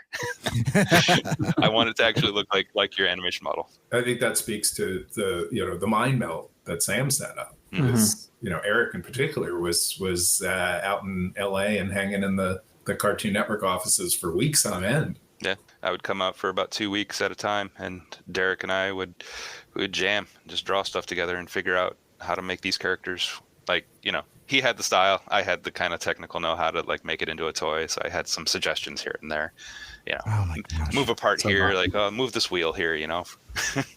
It gives me some weird comfort to know that someone looked at that and was like, nope, I don't know, or like had some hesitancy at first. Like that would be my first take of it. But man, you guys just conquered it. Like those toys, we always talk about being a feat of engineering, like how it can look so much like the animation model. Unbelievable. Yeah, and when you distill it down to its basic design elements, like I mentioned it earlier, when I would kind of show Derrick a toy design or a character design, he would kind of strip things away from it and like show me just like the basic structure of how to make this character look like an animated character. And then I, in turn, learned from that, and then I've actually relayed similar learnings to other like fans of the animated style. But when you really break it down, there's a very simple structure to it, but it's like just the embellishments and the way Derrick liked to handle certain shapes, just what I would call he made shit look goofy. And I'm like, but it's perfect. It's like perfectly goofy, Yeah. So I always felt like there was a sense of humor to everything he was designing, and I tried to it was very important to me once I saw his art style that I capture as much of that sense of humor in the toy designs as well. And I think it was a large shift from years prior, like working with the Dreamwave guys and working on some of the early IDW stuff, where everything was just, it felt more epic. The Armada Energon Cybertron series, it was a war story. Everything was super serious. Every character needed to be super badass. And I'm like, this felt more like, I think Marty said it earlier, it's like these characters were just normal guys, Well, and I think Derrick's designs not only had humor, but they had personality. Yeah. Mm-hmm. You would look at the still life, even what is supposed to be a neutral expression in these models, you would still see there was attitude. There was a smirk with Starscream. There was always something a little more. There was always personality. And I think that inspired the writing, that inspired the voice acting, and it inspired the toy design. Yep, 100%. Awesome. Real quick, if I can add on that too, I somehow found a way to swing it back to Revenge of the Fallen, but yeah, love that toy line. Absolutely. Oh love yeah. It. So big, so huge. But I have to ask about Dirt Boss here, which is one of my all-time favorite toys.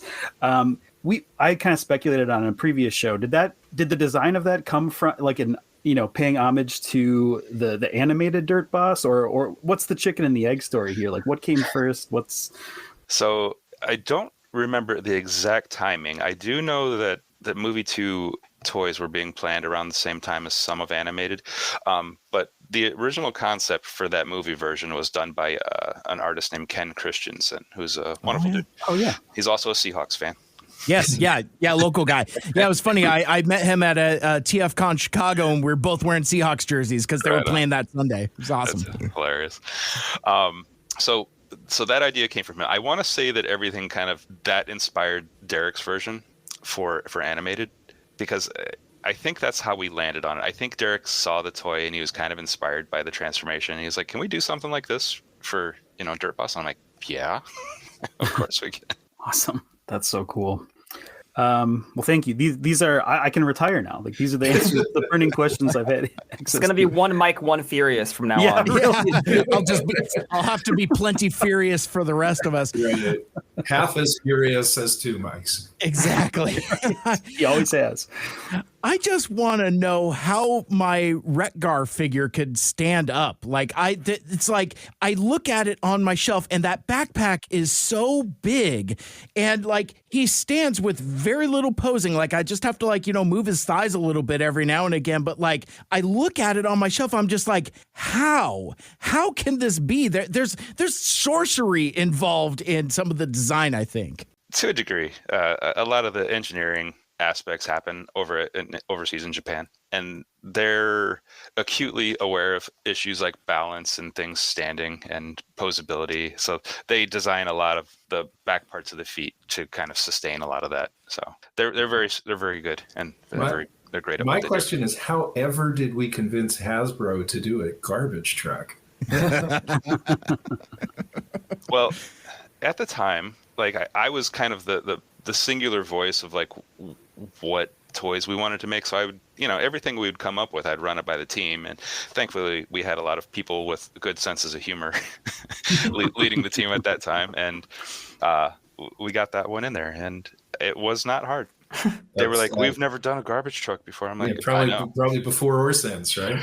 I think they might have done one. It might have been like a Micromaster character or something like that. Because that was always my thing, and just from story perspective, and it was terrible for product perspective. So stuff like this we never did. But it's like, well, why can't we do a 1950s car with tail fins? Why can't we do a stretch limo? Why can't we do a city bus? Why can't we do a Model T? Let's see how far we could take it. But there's product that needs to go on shelves that actually needs to sell. So that was something I always appreciated about GoBots. They only ran 3-4 years, but they had garbage trucks, and they had classic cars, and they had World War II planes. They were willing to take those sort of risks, and that's why they went away and Transformers failed. That's why they failed. Right, because they didn't sell, so they always had that they could point to. It's like, well, you tried. Yeah. But, in terms of the balance, I think a lot of that comes down to Flora Derry, who did the G1 character designs, giving everyone just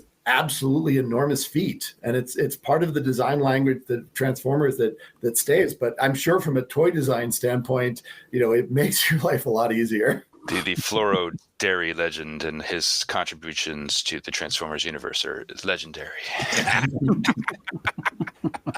I understood that reference. Amazing. Yeah, I love that. To your point, though, no, that was a good design touch on his part, and it solved a lot of problems. Yeah, now I just picture the toy designers meeting with the animators, being like, "What do you think about big boots? Just like monster boots on this guy. What do you think?" I like big boots, and I can't deny it. Yeah, exactly. Which actually kind of carries over to the human characters in Transformers Animated. I mean, Prometheus Black has platform shoes, for goodness sake. He's Disco Stew, essentially. Hey, Disco Stew doesn't advertise. Mm-hmm. that was a good very bizarre design. And wasn't it? It was Peter Stormare was the voice actor. Yeah, Peter Stormare was the voice, and that was a total Derrick thing. It's like because we didn't when Rich Vogel wrote the script and when we came up with the story, we didn't really have any thought for what he would sound like or what he would look like, and Derrick's like, oh, he should be total Euro trash, and like, like you could smell the cologne off him. Marty, perhaps you could settle an argument for us. Keyan and I were having a debate about which human supervillain was the the biggest threat, the main one. And I had my choice and he had his. I was wondering what your choice would be. I mean, it would just be my personal choice, I Yeah, guess. I mean, there was no one that was intended to be sort of like the boss human. I mean, if you think about it, really the boss human was Porter C. Powell. Yeah. He just had the power of money and I'm rich. What are your superpowers again? I'm rich. I would say probably Meltdown, just because, you know, it's sort of like Magneto versus Iron Man. You know, it's like what's the worst thing is someone who can actually melt, which of course we could never really show on the cartoon, but I think that was part of the impetus of what would be a villain that could actually be a real threat, a human villain that could be a real threat to these giant robots. Mm-hmm. Very well observed. It's true the Dinobots have learned to respect my touch. The others were sort of less, you know, they were more annoyances. Some more than others, LOL. Explosions aren't nice.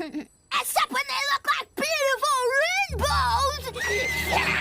and Headmaster was pretty he was pretty formidable. Oh, this peak Robobot is bussin'! Sorry, simp. I'm gonna 360 no scope you in the skibbity toilet so you can watch me hit the gritty.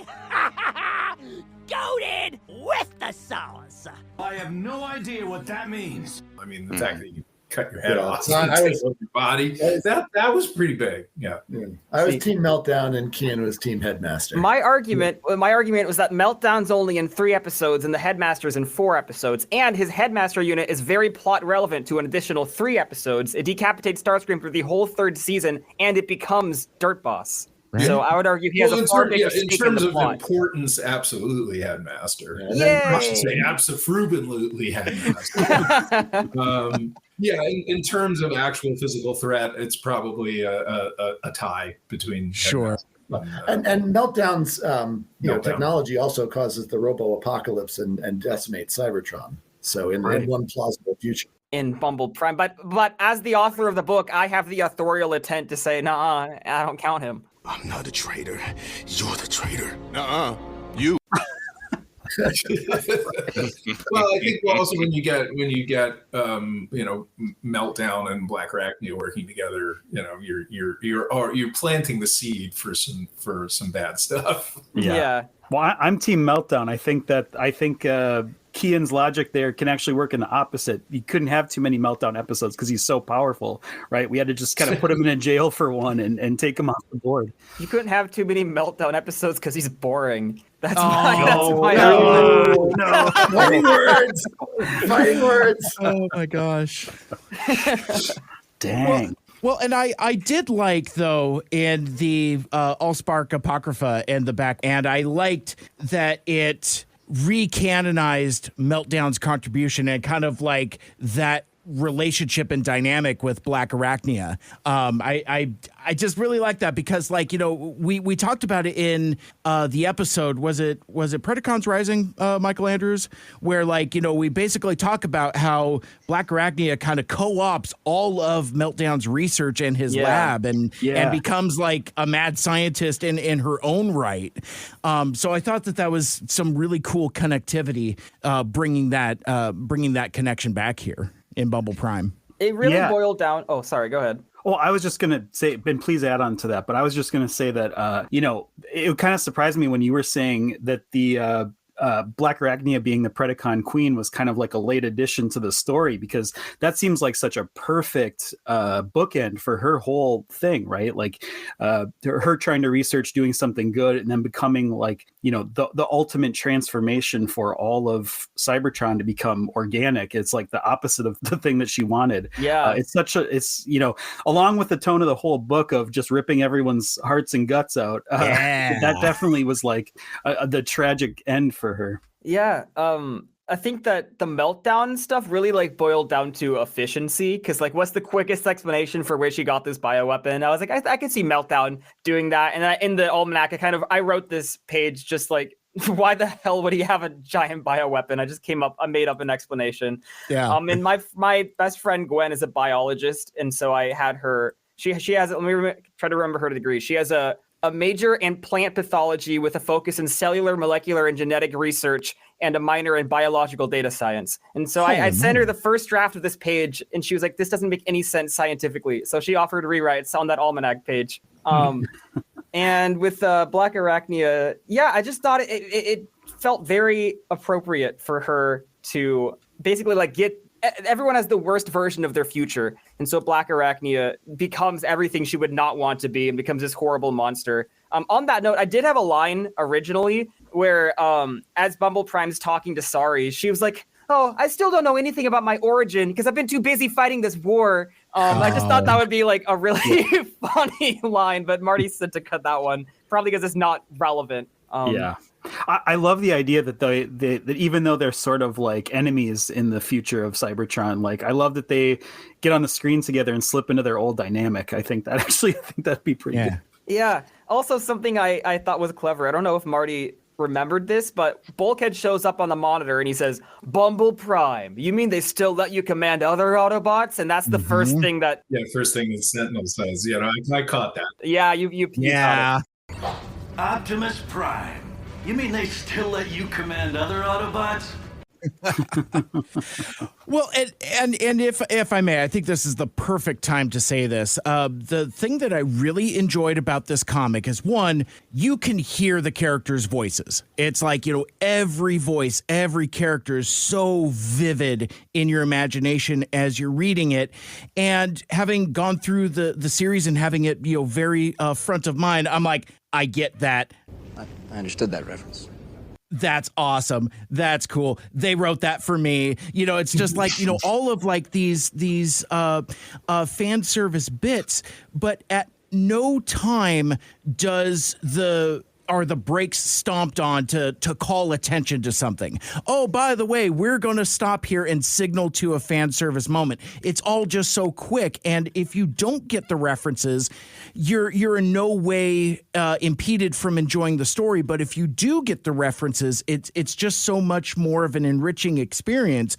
But the thing I wanted to say to you, Keyan, it's a compliment to your writing and a compliment to Marty and his editing, the collaboration, is it's never too cute for its own good. There's at no point where I'm like, come on. Never once did I have that experience. And that's fan service done right. And I think that's why folks are enjoying the book so much. Yeah, I said that just speaks to the approach that Keyan wanted to do, and then I was more than happy to facilitate. Is let's do it like we're doing the show. Yeah, because I was also thinking, like, obviously the biggest distinction here is that Transformers Animated's writers weren't huge fans of Transformers Animated. I don't think any of them were really like big fans of Transformers in as far as I'm aware. And so I really tried to like take a restrained approach there. And I'm someone who gets annoyed by like over the top fan service when you're pausing to be like, remember this?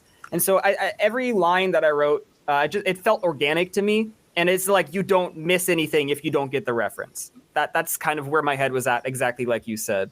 Well, and you even have fun with subversions as well, like the Galvatron stuff. It's just like, oh, my predecessor, I can't be bothered to know his name. If only I could remember his name, which so has like a double, triple meaning to it, because I know Marty from you guys aren't necessarily a fan of like the Megatron to Galvatron thing, more preferring him to be a separate character. I love the ambiguity, but I also love the similarity as well. It's so fun. That reminded me, I remember another note from Marty was I'd originally just had this big reveal of Galvatron sitting in the chair, and Marty was like, okay, but what does this mean to the characters? Because like you're thinking of this as a Transformers fan. Transformers fans know who Galvatron is, but if this were an episode of the show, you have to introduce him doing something big and scary and show why he's a threat and why we should care. So then my first idea was like, what if he destroys the hammer like Hela in Ragnarok was my exact inspiration. Yeah. And I think I asked you, I was like, Marty, implications of the hammer, would such a thing be able to be possible? And Marty's like, I don't care. Go ahead. Well, that's really funny because I had a question similar and I scratched off my list, but maybe I'll ask it of just like, was there thought of the Magnus hammer being sort of like Thor's hammer? Did it have any sentience of its own? Oh yeah, I mean that was the direct inspiration. Yeah. But it far as like the rules of Thor's hammer, no, it wasn't like you had to be worthy and nobody else could pick it up or anything like that. Well, to throw another Marvel reference in, is it more like Doctor Strange's cape, where it's like a sentient thing that's helping out? Because there was times in the finale where it was like Optimus was talking to it, and it was almost like not just talking to himself, but like actually like asking the hammer to do well here. Look, I know you don't think I'm programmed to be a hero, but work with me, will you? No. I mean that I always saw that as like come on, car, drive faster. Oh, yeah. It wasn't anything more to it than that. The hammer was never meant to be. I mean, it's meant to be very powerful, but it never meant to be sentient. Oh, speaking of that, you just mentioned Doctor Strange. At one point in the script, I did have Bumble Prime say, Galvatron, we've come to bargain. And Marty gave a note, is that a Doctor Strange reference? And it wasn't supposed to be, so I cut it because I was like, oh, that's going to be mistaken for like an Easter egg reference, and I don't want it to be. That was just an accident. Mamamoo, I've come to bargain.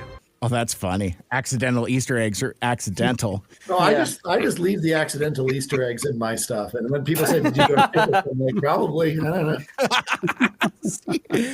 See, I love that. I wish I was a creative in that way, where it's like I could like stumble onto things that people like take so much lore and spend like 2.5 hours on a podcast saying like, oh, I think this is a reference to this, and when you talk to the creatives, they're like, that's just what I wrote that day. It's so funny. It just kind of like sucks the wind out so much. It's so funny sometimes. Well, I remember there was in one of the episodes, there was a line where I think it's Fan Zone refers to someone as a Badinsky, which I knew is someone who butts his head in things is called a Badinsky. But many fans thought it was a reference to the comic book writer Bob Budiansky. I'm not even sure how you pronounce his name. Marvel Comics writer Bob Budiansky. No.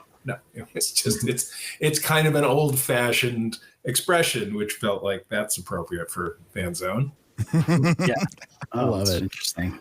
I remember once I had a fan critiquing the almanacs, and they said, the almanacs are just made up. I'm like, all of Transformers Animated is just made up. It's fiction. Marty didn't get it from stone tablets. Right. I think. I don't know. Jim, I ask on that note, another big question I had for today was, it just seems like the design team for Transformers Animated was just like creating like off the clock, even just because they were like in love with the thing. I mean, Siebenaler's probably right now doing a drawing for Instagram. You should see Eric's social media feed. It's full of amazing stuff. I took a lot of the like Armada Energon and Cybertron characters, and I put them in the animated style. I love that. I love that so much. I'd love to do a book of just that. Me too. Oh yeah. Derek's sketchbook would pretty much determine, what future seasons what stories we were going to do in future seasons. Because hey, I just doodled this thing. Yeah, exactly. Yes. Gestures to the drawing of Bumble Prime on the back of the comic. Yeah, just for fun, I doodled what our characters would look like as humans. What do you think? I think we have to do that story now. Is what I think. Oh, it's amazing. I guess my question was though for you, Jim. Was this all the material for the Allspark Almanac, the original one? Was this all just stuff that was lying around because people loved creating, or how much of it was like, hey, I need like a board game for the middle of the book, or I want something like that? For the original, for the first 2 volumes, 95% of that was just what was lying around. I've told this story many times, so I'll speed run it. But when I was working on earlier projects, big part of it was just finding the material, because it was stuff from the 80s. This is in 2005, 2006 I'm working on it. So at the time it's 20 years old. Now it's older. It was hard to find. With Transformers Animated, I drove up because I lived in Los Angeles at the time, and I brought a hard drive, and they just downloaded everything to the hard drive, and then I was done. The stuff that had taken me 8-9 months, that's one of the reasons that we got such a large scope of it, was we didn't have to spend any time finding it, and we'd have all these storyboards and animation models and backgrounds and sketches, and they were beautiful, and we really wanted to showcase as many as we possibly could. I mean, we didn't do every single drawing, and we'd have sort of day night high contrast for everyone, and we didn't show quite all of that. That didn't feel like it was it would have been as much of interest, but almost everything else found its way into the books. And we only would create something if we had a really good idea, or we had some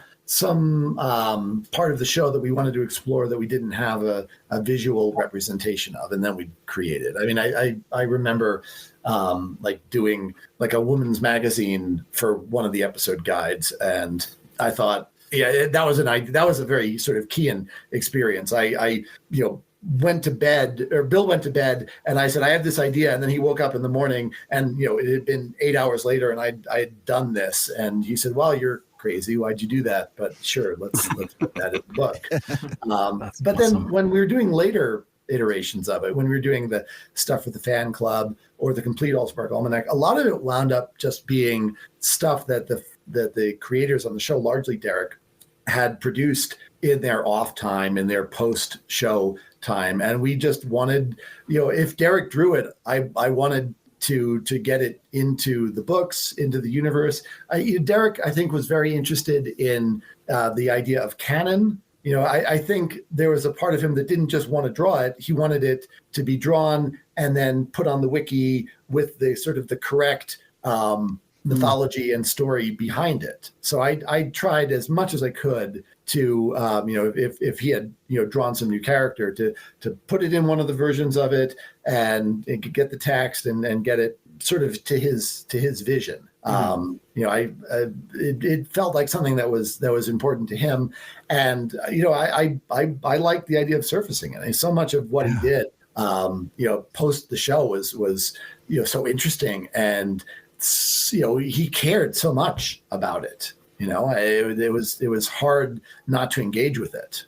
Well, and I think it was partially his way of willing some of this stuff into existence. Yeah, I did my best to accommodate that. And he did a lot of work with Josh Perez on the side too. Yeah, just a lot of fleshing out of characters and ideas, and they revamped, recolored some model sheets to tell stories in their own way. Josh pretty much became his ghost colorist for years and years and years.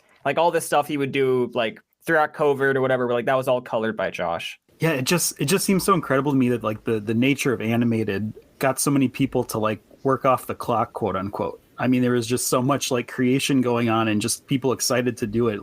You don't really see that on, just another job kind of a thing. No. And even Keyan, how much time of your own time and money do you devote to this sort of creation? It's wild. At this point, I have YouTube kind of sustaining me just with residuals, videos I posted years ago are just kind of earning the income I need to pay the rent and more. So it's for the last few months, this has basically been a full-time job, just managing the projects. And there's other projects I'm doing, my pilot. It's not this doesn't take all of my time, but I basically just have the equivalent hours of an 8 to 5, just managing these comics and other similar projects like that. And that is where most of my time goes. And I'm feeling so fulfilled. And I'm also just managing my time better because I'm not also trying to cram in YouTube videos at all times. I just made an epiphany, I don't have to make these, so I won't. So it's kind of I've taken a step back from YouTube and I'm just focusing on managing projects and directing. And I am feeling maybe the most fulfilled I've ever felt, especially doing this animated stuff. It just makes me so happy. That's awesome. Well, all four of us are working off the clock on animated. Yes. Literally right now. Yeah, literally. Oh, literally. Yeah, literally. All six. Yeah, sure. It gets harder and harder when you have a full-time job, but yeah. But Marty, you make the time. I mean, you definitely do. I do, and it goes back to the project. I just have such fondness for it. That I'm happy to do it. It's fulfilling, and that it's always been this sort of unrealized. There's a sense of closure that you get from getting to see some of these things that we were so close to getting in reality, and to some extent a compromised version of that. Because of the direction that Hasbro was sending us based on the success of the feature. Mm-hmm. But it's tremendously satisfying to be able to realize some of this stuff and just see that there's interest in it still. Well, friends, before we close out, I put out a call to some of our previous guests and fans of Two Mikes Two Furious podcast and asked them if they had any questions. Do we have time for a round of rapid fire fan questions before we pack it up? Oh, sure. Yeah, I think so. Yes. And I actually have one thing that I want to show off at the end before we head out. Oh, great. Perfect. Oh, also, really quickly, I did want to circle back because you had briefly mentioned like talking about like some of the other artists who worked on the book. Do you want me to just do like a rapid fire, like here's who did what in their contributions? Sure. Yeah. Let's do that now. Actually, we're at a really good point for that. Yeah. Okay. Cool. So I think we can start with the designs, and the majority of these were fronted by Eric and Jito. Eric did all of the Bumble Prime. Eric did Galvatron and the sweeps throughout the story, and it was like the kind of almost like a last minute thing, like, wait, what if there's a bunch of body types, because Bombastic Shark suggested that. So I was like, you're not really supposed to do this. I was like, Eric, what if we doubled the size of this commission?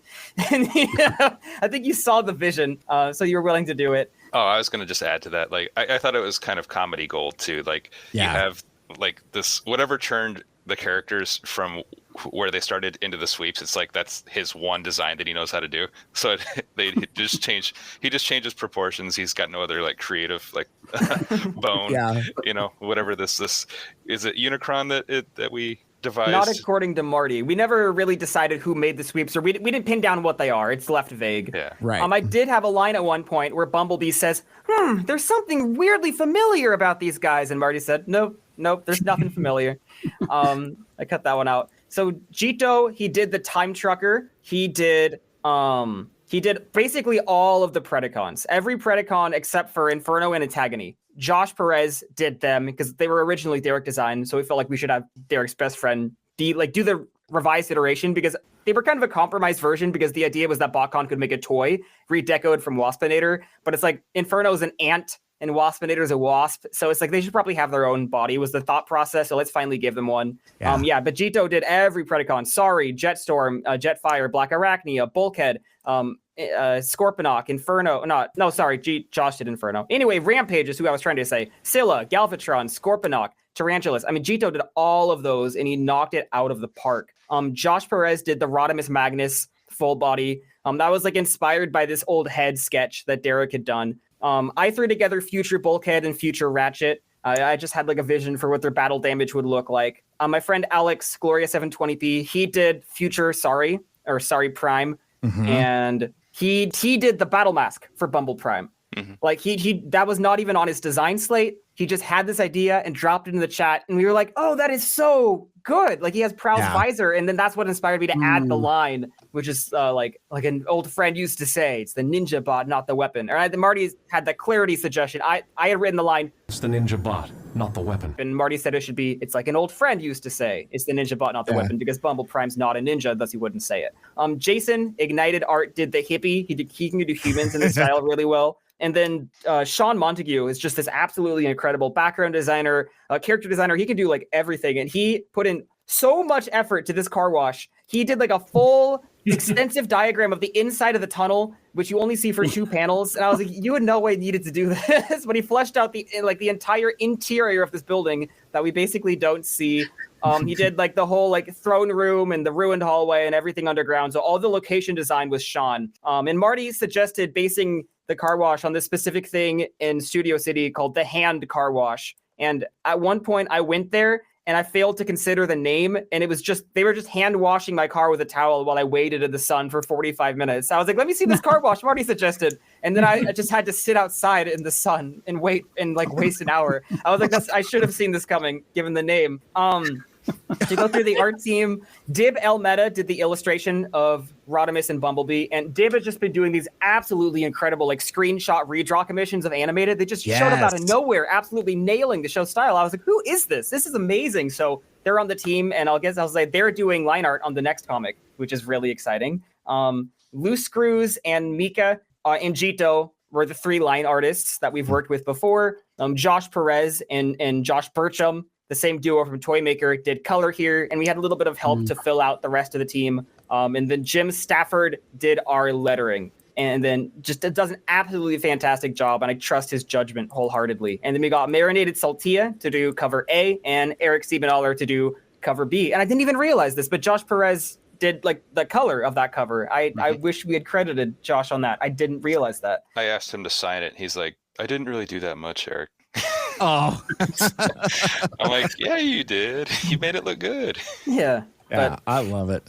So that's everyone who made this comic possible. All of them are just so fantastic to work with, and I love all of them. And sorry for derailing that, but now we can do your rapid fire question. No, that's magnificent. I love that because one, credit where credit's due, but then also it speaks to the enormity of this community. It's not just the folks here on the panel; it's so many more with all those passions. And Keyan, I'll ask you offline, but if you could send me like a list with like links or something like that I can append to the show notes. Yeah. Would love to extend to the community there. Yeah. One of the other things before I jumped into rapid fire, Michael Andrews, I was going to ask you if there were any other bits or moments from like the comic you wanted to shout out, because I had one big one, and this kind of goes back to a little bit of a misconception that we had during our discussion of the episode proper when we were talking about Transwarped, and you would always talk about Rodimus in the past tense, Michael Andrews, but like when I watched Endgame Part 2, he's in the crowd, and I'm like, and it never made it into our canon of our show to talk about. I'm like, he's right there. So once I read Bumble Prime, I had as subtly as I could, I'm like, Rodimus is very much alive, so he could be not alive later. Oh no!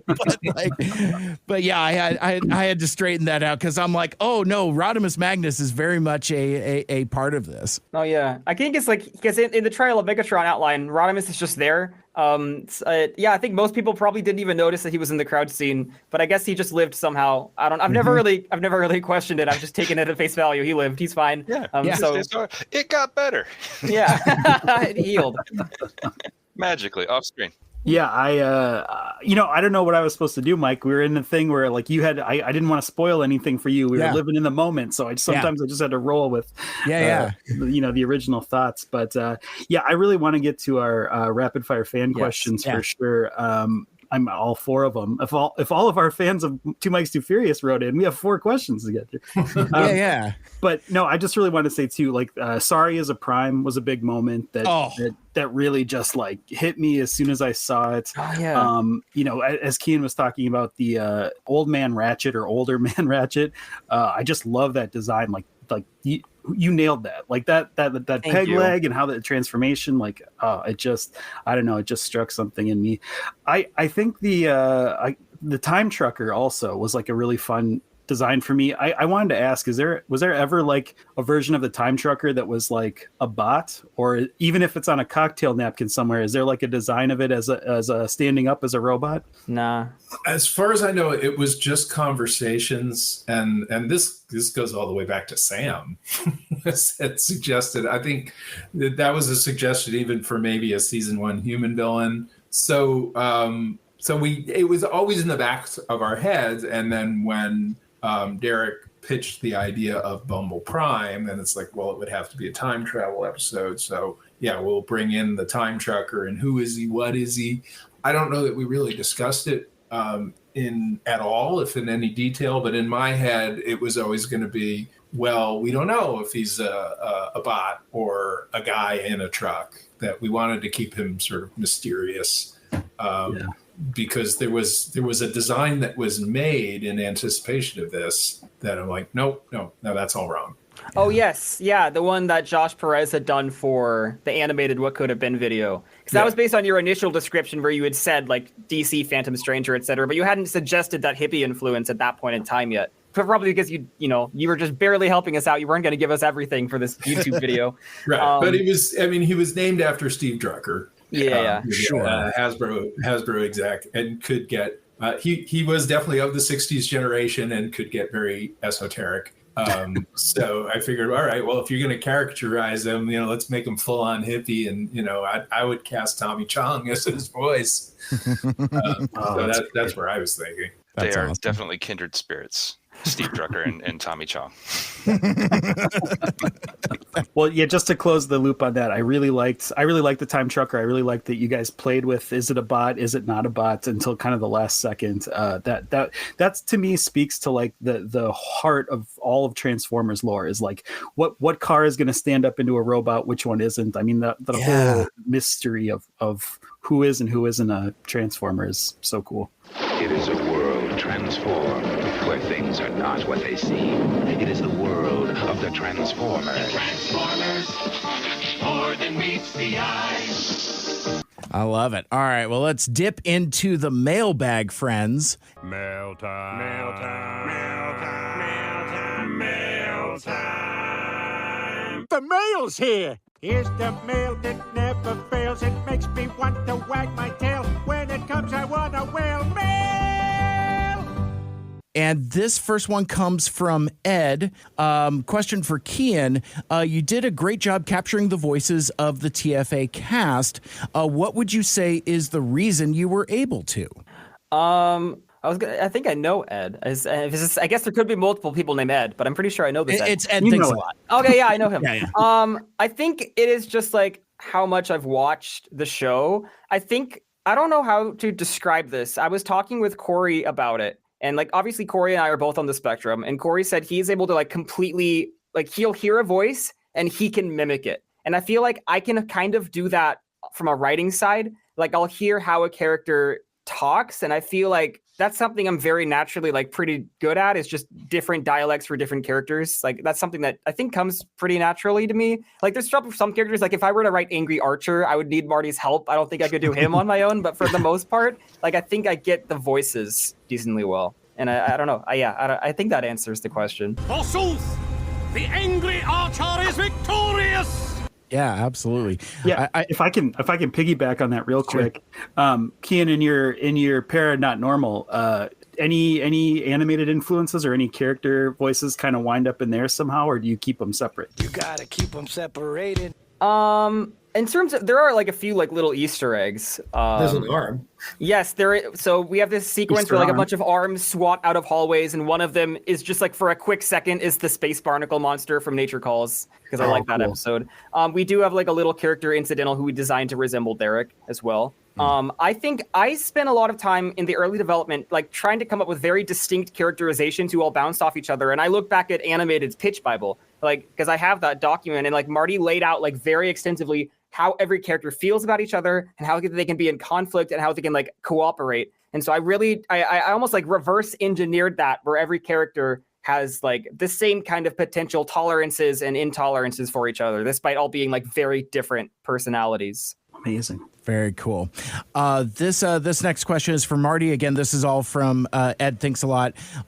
Marty, you did lots of edits for Keyan. If someone were to edit a story for a friend, what should they look out for? Well, I think it's the same thing you would look out for if you would edit a story for a colleague or a stranger. Is you want to look out for are they getting the voices of the characters? Are the characters behaving in character? Does the story structure work? Does all of the notes that Keyan delineated in great detail, those are the things I look for.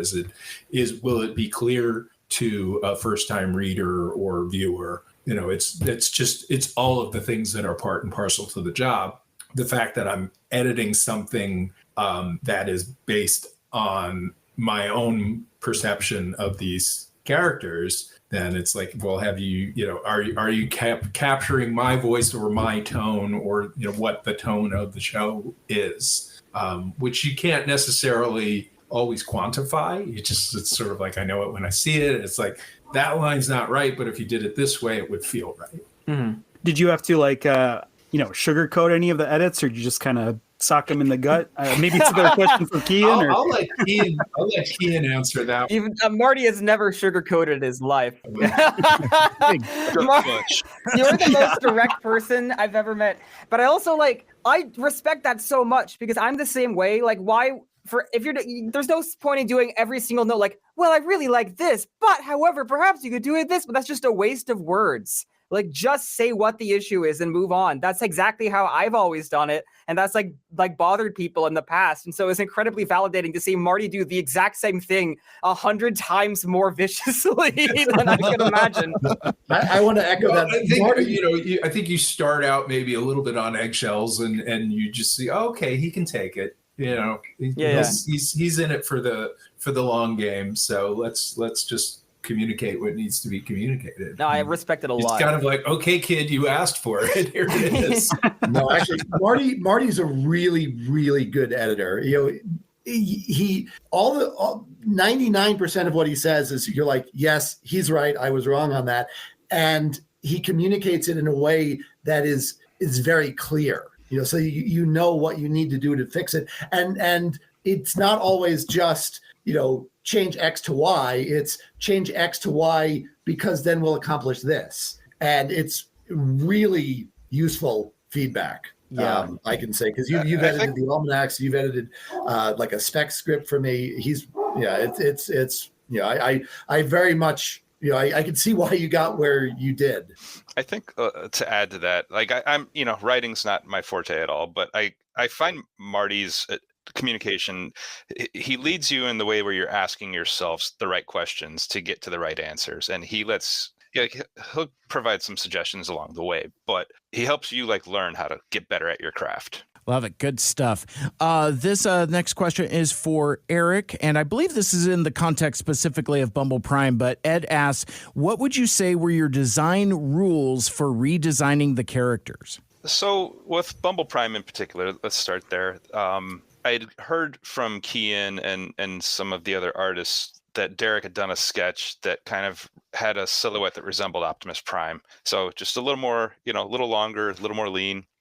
In my head, I was thinking that, okay, so he's going to look a little more heroic, but you still have to keep those iconic elements that make him identifiable as Bumblebee. So I didn't want to completely break away from that. I just tried to take the shapes and evolve them a little bit more. And from there, then we started having those discussions about some of the color cues that from the art pieces that some of the other artists on the team had done in the past. And everything kind of evolved from there.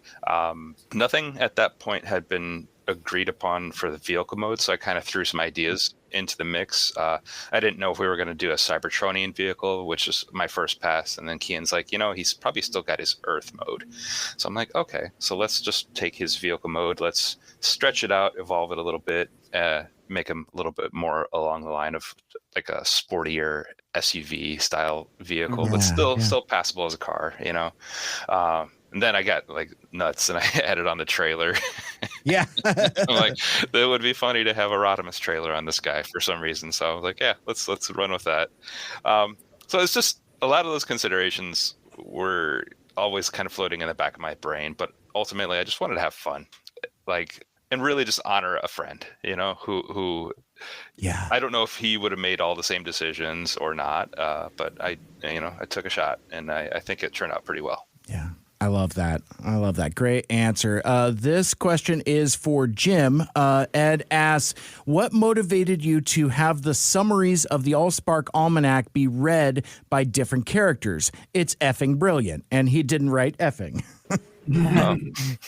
Well, when you're writing about a subject, you want to learn about that subject, but by having the characters themselves, in most cases, say what happened, you're also learning just a little bit more about whoever is speaking, right? You can't help but reveal things about yourself when you talk, and that was always the ethos of the almanacs. And having the episode guides done in the same format, it just seemed like a logical extension of the idea. I think we usually tried to have it be written summaries as opposed to the interview format that we did for most of the rest of the book, just because there's so much more to get through if you're going to summarize it. And even then, the episode summaries, one of the reasons we had them was to justify some of the one-off models.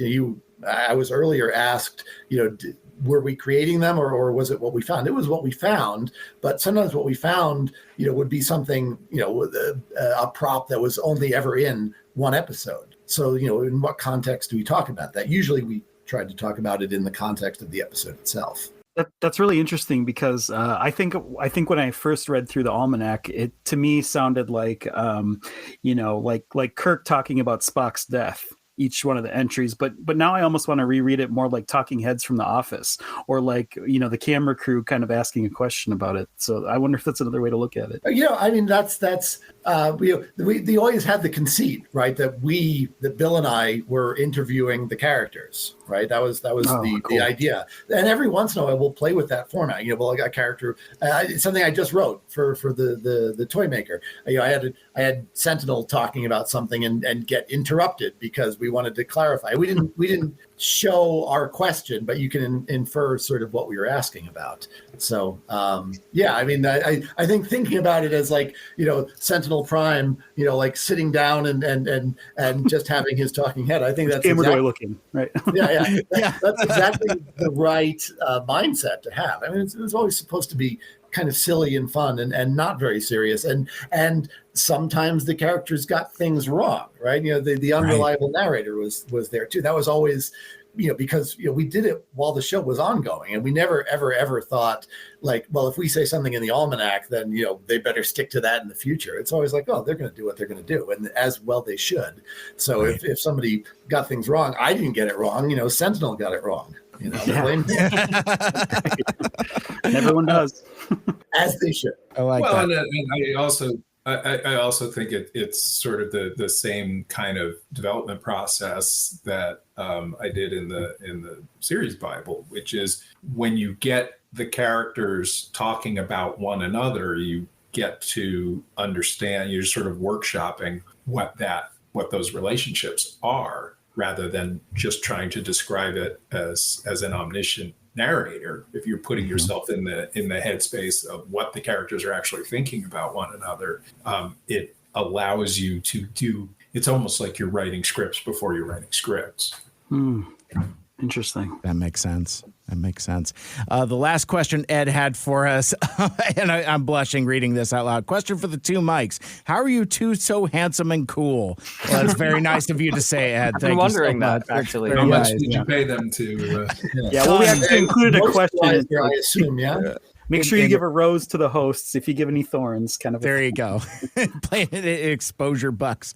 All right, we move on. This next question is from Stuart Christensen. He writes, and this is it's open to anybody, not to anybody specific. Which character from animated would you like to have seen as a figure transforming or not? That didn't get one. Yeah, I assume. I think that's the implication. I would have loved to see Optimus Prime get a toy. That'd be nice for once. Mixmaster Scrapper were obviously like, I made a list when I was in high school of like characters listed from speaking in the most episodes to the least episodes, and Mixmaster and Scrapper are up there as the most prominent characters in the most episodes who didn't get toys. So they stick out to me. And also Omega Supreme's up there as well. Omega Supreme would be my answer. I would love a toy of that. Oh my gosh. And it feels like the kind of thing they might actually do, because the Titan line seemed, once a year of having an enormous figure, like he would be perfect for that. And there's lots of repaint potentials if they my gosh. I'd be all over that. Yeah, well, Mike, weren't we speculating at one point that the ARC toy that came out could almost be like, I was just going to bring that up. It's like the War for Cybertron arc is almost there. It's like, you'd have to tweak a couple things, but it's almost there. And like Jim was saying, like the repaint potentials are pretty much endless. Like if you do the Lugnut Supremes, you'd have to buy 3. And I'm like, oh gosh, you would. You have to have 3. Yes. Did you hear that, Eric? They're almost there. Eric has a mischievous grin. Hey, Eric, are there any animated figures you didn't get to do during the show that you wish you could have done in some way? Oh, all of them. I never wanted to stop. I wanted to keep on going all the way to, you make that joke in our private group when you were like, you scripted something about like us at a convention talking about season 19 of Animated. Oh yeah, I want to. That's an idea I've had. Yeah. And it was, which is like, what if the show kept going? Yeah, just like tongue in cheek, kind of like a sketch comedy thing where I'm like phoning it in clearly, and but that's like the mentality. Like I wanted Animated to kind of go on forever, and I wanted to like turn everything animated, everything we could. But out of those characters that never made it, I mean, the Marauder Megatron is starting to look pretty cool. Oh, such a nice toy. And Power Master Prime too. I mean, I'd be all over those. Yeah, after we weren't quite done. We were still in the planning stage with what was shown in the Allspark Almanac. But having like revisited it with Keyan a number of years later, I'm like, I probably would have changed a few things. Nice. That's for me. I gotta say, animated Brawn would be my wish list dream toy, and I was so excited to see the cameo in Bumble Prime from Brawn. Yeah. I popped for that. I'm like, Michael Andrews is gonna love that. They did that for you. Yeah. I'd like to have a proper Sorry figure. Give me like a Marvel Legends scale Sorry Sumdac figure. I collect G.I. Joe Classified series, Star Wars Black series, so like I love that 6-inch scale, and to have like a articulated Sorry figure with all the extra bips and bobs and the transformable jetpack and all that stuff, I think that would be a lot of fun. That's something I'd really like to have on my shelf. That would be cool for sure. Yeah, I mean, you've never done a human figure like that, have you? Where there's not from it. There's some elements that transform, but not the whole figure. I mean, you could do it, but it would be so different from anything. Yeah, it would. Like the closest thing we did to something like that was Kicker from the Energon series, and he was just a human character, like in a Power Ranger suit, and he had like we sold him in package with a motorcycle character who was Highwire. So like we kept the action figure aspect purely action figure, but then we had to make it somehow appropriate for Transformers, so we included that other character with him. But and there have been the like exosuits. Oh, sure. Yeah. That Kicker figure was awesome, though, because I remember looking at it as like a window to what could be, because he's got really good articulation. It's like, he's almost a 375 scale, a little smaller, but still like with like similar articulation. I'm like, it's almost a G.I. Joe. It's like, so I mean, comfortably with G.I. Joes. Yeah. Yeah. So that would be great. I mean, even in 375, that would be fine, too. I was going to ask quick, Sorry Prime that we see in Bumble Prime, like what do we think her alt mode could be from just like a fantasy wish list version to like a toy design? Like what do we see Sorry Prime turning into, if anything? I don't think I imagined her transforming. Yeah, I think she would not fall into the category of like a proper transformer. Like I think she's mostly just the techno-organic kind of character that she was kind of. Yeah, I always viewed her sort of. I would say that. Yeah, I always viewed that sort of hammers and ice skates and whatnot as kind of like the way she expressed that potential. Yeah. But it'd be sick if she was I agree, guys. I don't think she should turn into a scooter or anything. What if she was a pretender, though? That'd be sick. Oh, dude. Don't threaten me with a good time. I get so many comments that are like, I think Sari's origin is that she's a pretender. And I was like, I don't think that's true, because I don't think Marty Isenberg knows what a pretender is. You are correct, sir. That's funny. All right, we continue. This one is from our friend Tack. She has a question for both Keyan and Marty. I'm sure everyone is dying to know, but did the events of Transformers the movie really happen in the doomed future while the Predacon zombies were still a threat? I'm sure it's not 1-to-1, but there were too many movie references to discount the possibility! I don't think it would be the events of Transformers the movie. Derrick wanted something that was vaguely similar, with like Unicron has attacked the planet and Galvatron and the Sweeps were created in this implied off-screen backstory. And as far as I'm concerned, for the relevance of the story, like that's all that happened. That's all there was. I think Marty would scoff at the idea of the events of Transformers the movie happening in the animated universe. So yes, it was there. I actively scoff at that. Yeah. So it was just like Derrick's implied off-screen backstory that he came up with. I tried to weave in as many like references to it as I could in a way that wasn't intrusive. And Marty peeled some out, and Marty was okay with the ones that made it into the final product. Yeah, I don't remember where this video came from, but I came across it trying to do deep dives. But it's like, I don't know if it's at a signing or a convention or something, but it's like, if I remember correctly, it's Marty and Jim and Bill, and they're talking about Galvatron, and like Marty literally scoffs at the idea of Megatron or Galvatron being Megatron. That was the Allspark Almanac 2 signing at Emerald Nights. Yes, I as I say, I actively scoff. Yeah, like literally scoff. That's so funny. It would have required a lot more persuasion on the part of Derrick to warm me up to that idea. Sure. Speaking of Schrodinger's cat, right? Like until we know, it could be anything. Right. And regardless, Bumble Prime's Galvatron doesn't know his name anyway. So that's, again. Why would he care? That's He's so Galvatron. clever. So clever. I love it. Speaking of Galvatron, Tack asks, this is a question for Eric. There's an awesome new Galvatron design in the Bumble Prime comic, but is it a redesign, reimagining of the original Galvatron design from season 4? Which do you prefer? So I based all of the art on a sticker that Derrick had done a number of years ago.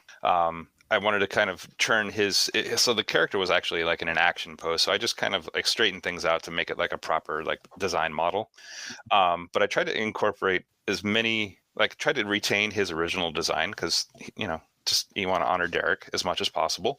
But then I started looking at I think was it a Titans toy? Maybe it might have been from Siege or something like that. But there was a specific toy of Galvatron that I thought was perfect. It retained all the elements from the front view that I needed. But then on the back side, I had to kind of figure out how to interpret that without compromising Derrick's front view. So this toy that I was looking at it fit the bill perfectly, and it allowed a lot of things to be on his back that you wouldn't necessarily see in the front version of the character design. So I just kind of ran with that. And that particular Titans, or maybe it was a Siege toy. Again, I forget which series it was from, but I thought that toy was actually pretty solid. And yeah, long-winded answer. Gotcha. No, that's good. That's good. Tack accent in the open box for everyone. Which Transformers animated character do you think would be best husband material, and why? Shout out to Tack. Follow them on the socials. Their art's awesome. How on earth is Marty going to answer this? I don't know. There you go. I love it. Optimus Prime, honestly, dude, like he'd be so stable. He'd have like a steady income. He'd have a good job. He'd be a good father. I'd marry the hell out of him. Yeah. No. I think he's too tryhard. I would go with Bulkhead. I think you want more down to earth, reliable. He's going to break things around the house, but he'll fix them afterwards. Yeah. Oh, that's pretty good. Bulkhead definitely has like the happy wife, happy life sentiment. He's the guy that'll cook you breakfast in the morning. Yeah, he would. Yeah. Optimus would try to cook breakfast, but he'd burn it, I think. Yes. Yeah. To that try hard aspect. Yeah, no, I think you're right. It's like, oh, but I really tried. I'm really going to do it this time. It has the best of intentions, but doesn't always succeed, which is why he's my favorite Optimus. I like him. He's so great. He's so awesome. And lastly, but certainly not leastly, from a superfan, our number one superfan of Two Mikes, Too Furious, Matthew Barbario, the one and only. Question for Keyan.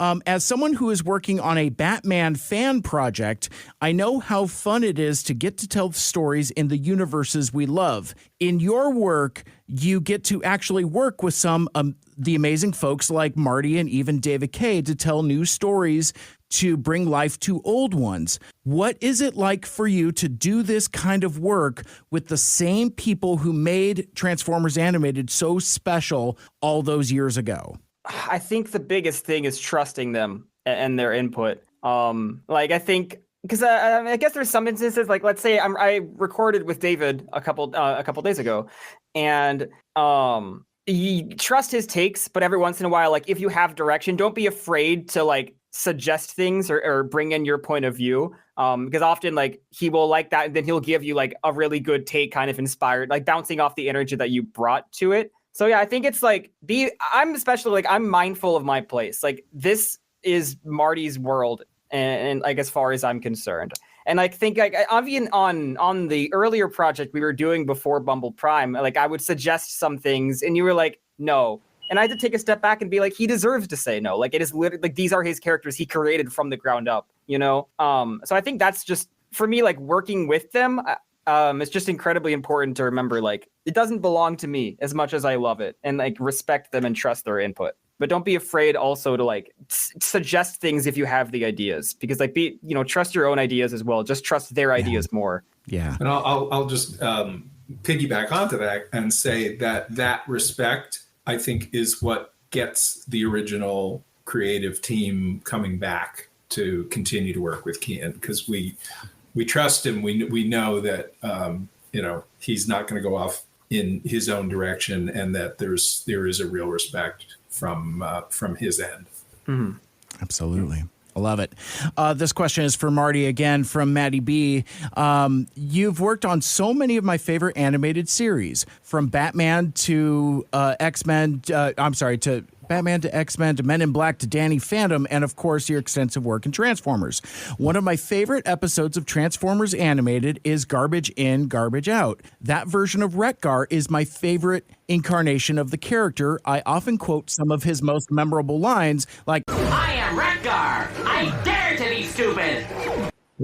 I think the scene that I find most hilarious with him is the one where he is firstborn and finds the bra and says, not my size. There must be something in here that can tell me what I am. Not my size.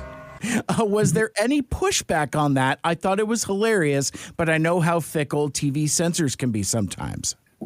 Yeah, there was, I don't recall any pushback on that. The standards and practices at Cartoon Network hardly chimed in at all. I mean, I'm sure they were looking over things, but they seem to be, of all of the different studios and networks that I've worked for, they seem to be the loosest around stuff like that.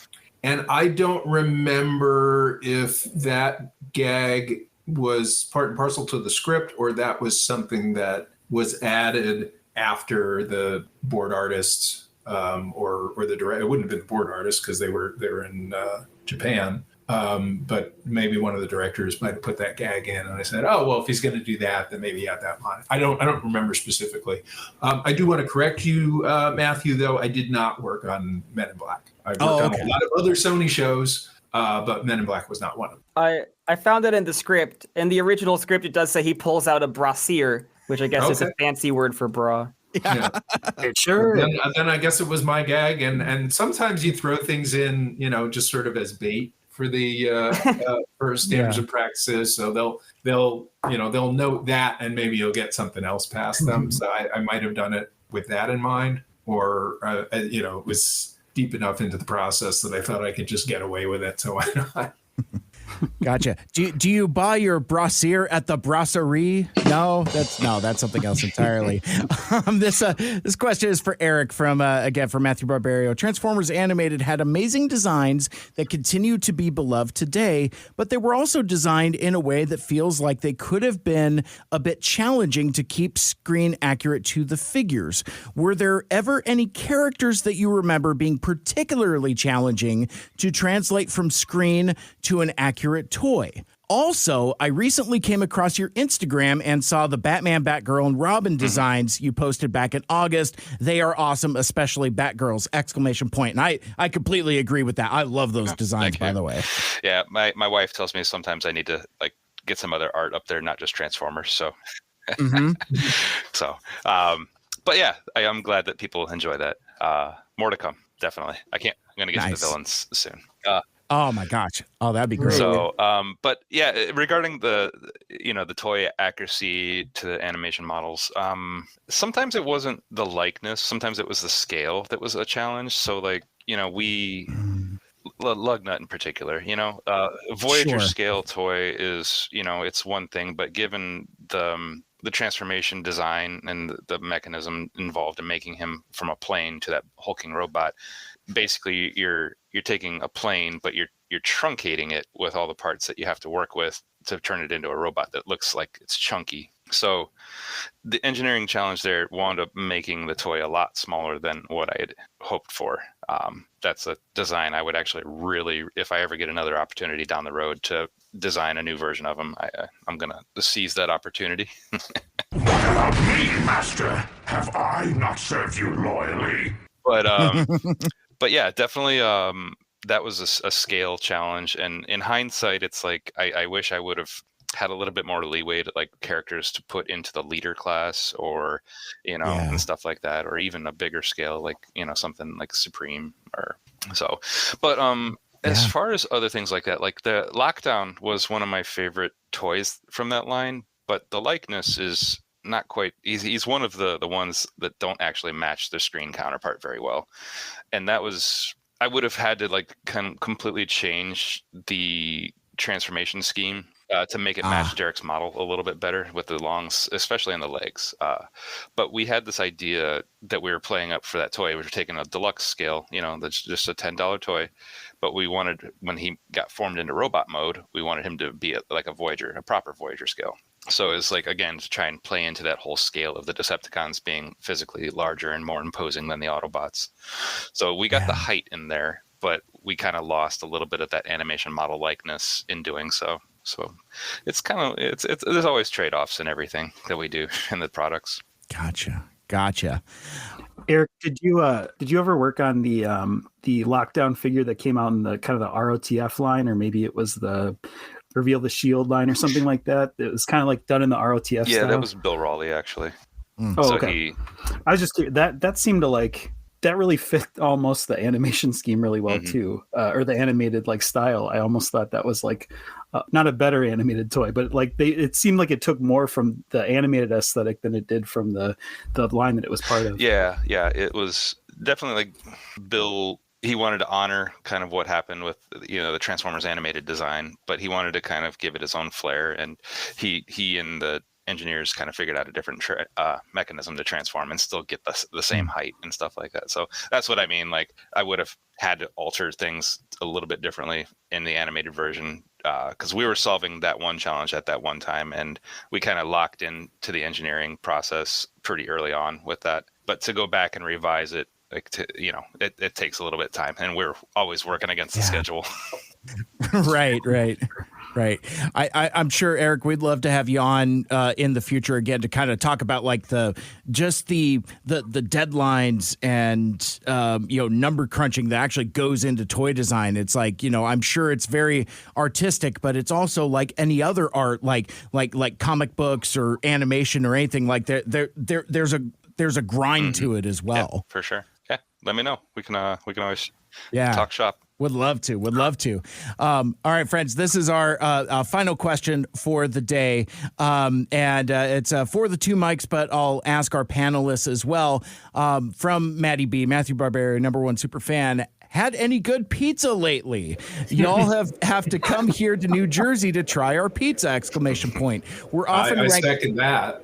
Yeah. Marty especially likes the New Jersey pizza as well. I'm a Jersey boy. Yeah. We're often ranked #1 in the country. That's probably the only thing we're ranked #1 in, except for maybe bad drivers. Matty B, come on. I don't know. Now that's LA.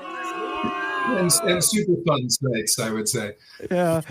Oh my goodness. But yeah, as we close out and finish up, as lunchtime approaches, as it always does, any particular pizza suggestions that anybody wants to throw out there before we wrap it up? My wife makes a really, really good homemade pizza. So if you happen to be in the area, if you happen to be in Jim's house. You have to be in just anywhere in Albuquerque. We could probably get you the pie. I'll get my keys. I love a good pizza. All right, road trip. I'm actually visiting my in-laws in East Providence, Rhode Island right now, and there's this pizza place in town. Like it's called Jeff's. Literally, it's just like a pretty modest-looking place, but they have amazing like sourdough pizza. Oh, yeah. That's sourdough pizza. Wow. Very cool. It's all in the name there, right? The unassuming name means it's good pizza. I said it before, and I'll say it again. Tony's Pizza, Pompton Lakes, New Jersey. Oh my goodness! You can't find better pizza than that. I don't know why, but I just feel like all pizza's kind of the same to me, and I like it all equally. So I can't choose a favorite. It's like choosing your favorite child out of your millions of children locations across the U.S. Keyan, your generation doesn't have the respect for pizza. It's another thing you're ruining. Yeah, even your generation. Old man yells at cloud over here. Shakes fist. Congratulations, San Francisco! You ruined pizza. Oh, well, friends, this has been amazing. I want to thank you all so much for being so generous with your time talking about Bumble Prime and Transformers Animated. I want to go around the room and give folks an opportunity to hype and promote stuff that they're interested in and our listeners knowing about. Let's start with Jim. Do you got any cool projects coming up and or anything you'd like to promote? Well, I had the opportunity to say we're redoing the Toymaker comic with bonus Allspark Almanac pages. I think that'll be pretty cool to our listeners. And check out the Transformers role-playing game. I've been doing a lot of work with them, too. Jim, do you have social media web presence? Folks can stalk you over there? Sure. I'm Jim Sorenson at Twitter. I'm Jim Sorenson on Facebook. I'm usually pretty easy to find. Nice. I got in early. I have no hyphens. I have no numbers. I love that. Eric, how about you? We talked a lot about your Instagram, but if you want to shout that out and anything else that you've got that you would that maybe your employer will allow you to promote here, because I know we're getting into dicey water. Yeah. Well, okay. So for socials, I'm just at Eric J Siebenaler at Instagram. That's pretty much my only social that I kind of actively do. I have a website just showcasing other types of art. That's the ejsdesign.org. And as for stuff that I'm working on, basically what I'm currently working on for Hasbro is the 2027 Transformers line. There's some interesting things that they're working on in the narrative that are going to be a lot different than what we've done in the past. So, but yeah, I mean, obviously I can't say a whole lot about that, but there's going to be a slight style shift of from what you guys been getting lately in Transformer Land. And you're going to see some familiar and fun faces.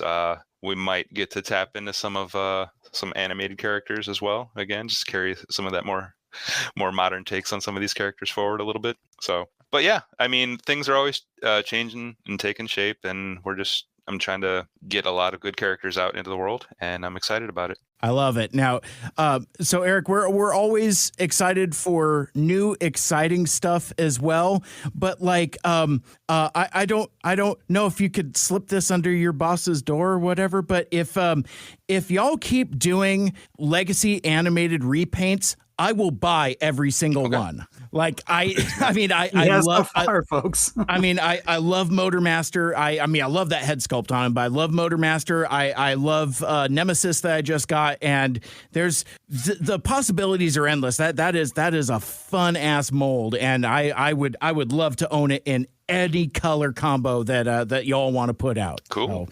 So just let John Hasbro know. Right. So you were saying you want to see Toxitron? I would love an animated Toxitron. Yes. That would be so great. Marty, I know you have tons of stuff that you cannot talk about. Is there anything that you can hint that you can't talk about? And is there anything you can talk about?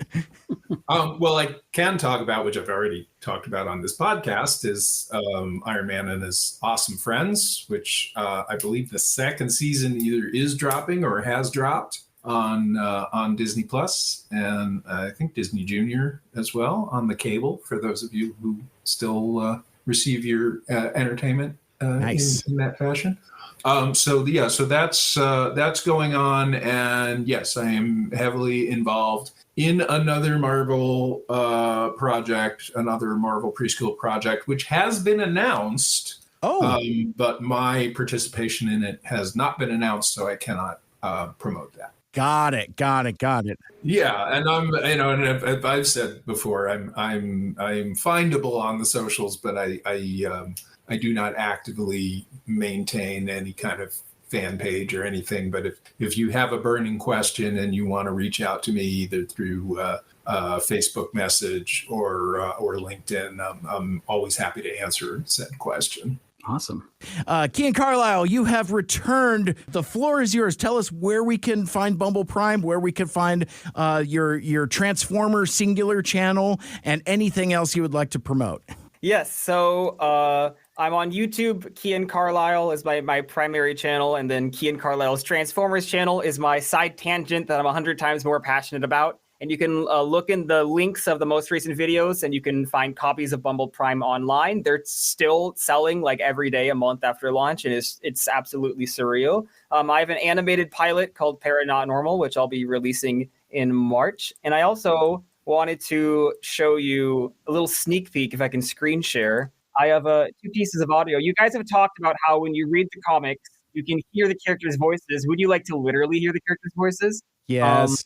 I'll feel this for the first time on the Two Mikes, Two Furious podcast that the Transformers Animated Voice Cast has dubbed Bumble Prime, and we'll be releasing that soon. And I want to show you Corey as Old Ratchet. Corey, he was actually incredibly into this, and he had this idea of how Old Ratchet might sound, and so he used to be like an analog sound engineer, and so he did this process where he modified his microphone to have like this tasteful amount of distortion. So it would sound like Ratchet's like wires and mechanical like inner workings were kind of like starting to fail with time. So he actually he said he like was up all night, like tuning the settings of the microphone to make Ratchet sound right. So here is Old Ratchet. Now you listen here, kid. When the elite guard fell, Rodimus Magnus trusted you with that hammer. And you used it to save a lot of good bots on Moonbase 2. We'll never know what Rodimus saw in you, but I know what you are. It doesn't always make sense, but sometimes the fate of an entire planet can fall on the shoulders of a repair grunt who flunked out of boot camp, because fate makes its own programming. I'll do that again. Oh, thanks. Like I said, this is very touching stuff. I was like surprised, like, this is moving. So yeah, Bumper is recorded, David's recorded, Corey's recorded, Sue Blue's recorded. We'll see if we can track down the rest of the Kellen Goff is recording like in an hour as the time trucker as well in Jetfire. So I'm excited for that. And just for you, Mike Andrews, do you want to hear Corey as Brawn for the first time since the 80s? Yes. Commander, they've made it over the wall. Commander, they've made it over the wall. Commander, they've made it over the wall. We just did like 30 seconds of this take. Awesome. Commander, they've made it over the wall. Commander, they've made it over the wall. Commander, they've made it over the wall. The reason I wrote Brawn into that is because I realized we had not heard Corey do the character since the 80s. Oh, right. Wow, that's thinking ahead. Yeah. Oh, and also that's the whole reason I put Ironhide here, because that's the only voice I hadn't had Corey do for me yet. So that was literally the primary reason I put Ironhide in the story in the future. As long as your storytelling priorities are clear. Yeah, exactly. Well, I mean, that is also true to the production of the show. Sometimes we would have to, particularly if we had a guest actor on, it's like, oh, we have to get someone from the regular cast out of the show, and it's like, okay, how many voices is Corey doing this week? How many voices is David doing this week? How many voices is Tom doing? Who do we have accessible to us in our voice cast? So it is a fine Transformers tradition. Mm-hmm. I love it. Amazing. I love it. Yeah, Marty, I think you've referred to it as horse trading before. Very much. To voice talent. And sometimes we would do that, like in the first meeting with the first story meeting with the writer. It's like, wait a minute, who can we actually put in this episode? Mm-hmm.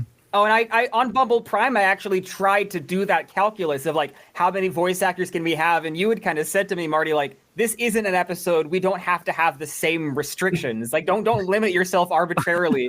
But I was actually trying to do that exact thought process. Like, I don't want to go over the voice budget because I think there's one too many actors in this story currently. So I was like, who can I trim out? And Marty is like, no one.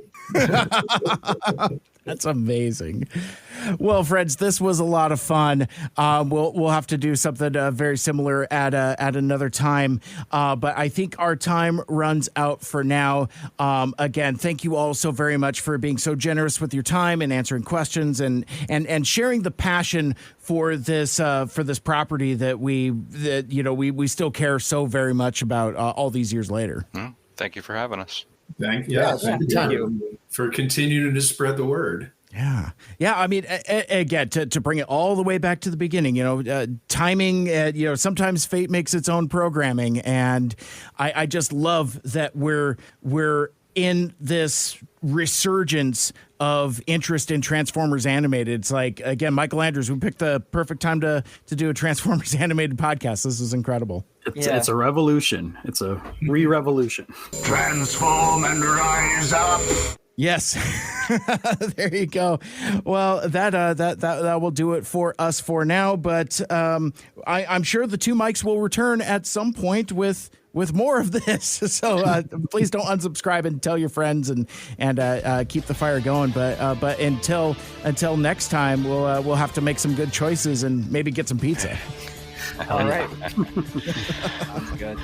Oh my gosh. Thank you guys. This is Want to be a part of the show? Send us an email, 2mics2furious@gmail.com. You can also comment on episodes on Spotify and on YouTube. Follow us on Blue Sky individually at Mike Cybert Radio and at Michael Andrews, respectively, and follow the podcast on Twitter, Facebook, and Instagram at 2mics2furious. You are Mike. You are Mike. You are Mike.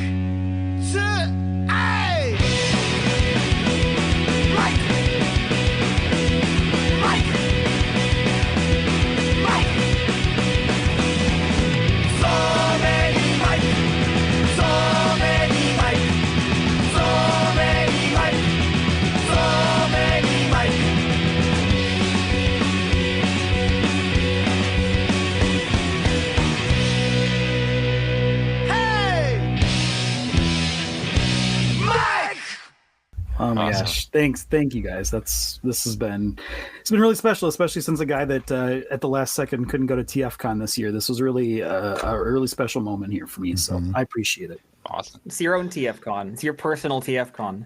Yeah. Right. Because we're not limited by the room, Right. Get kicked out of the room, so we can just less risk of a crowd crush on the Zoom call. Yeah. Slightly less. Yeah.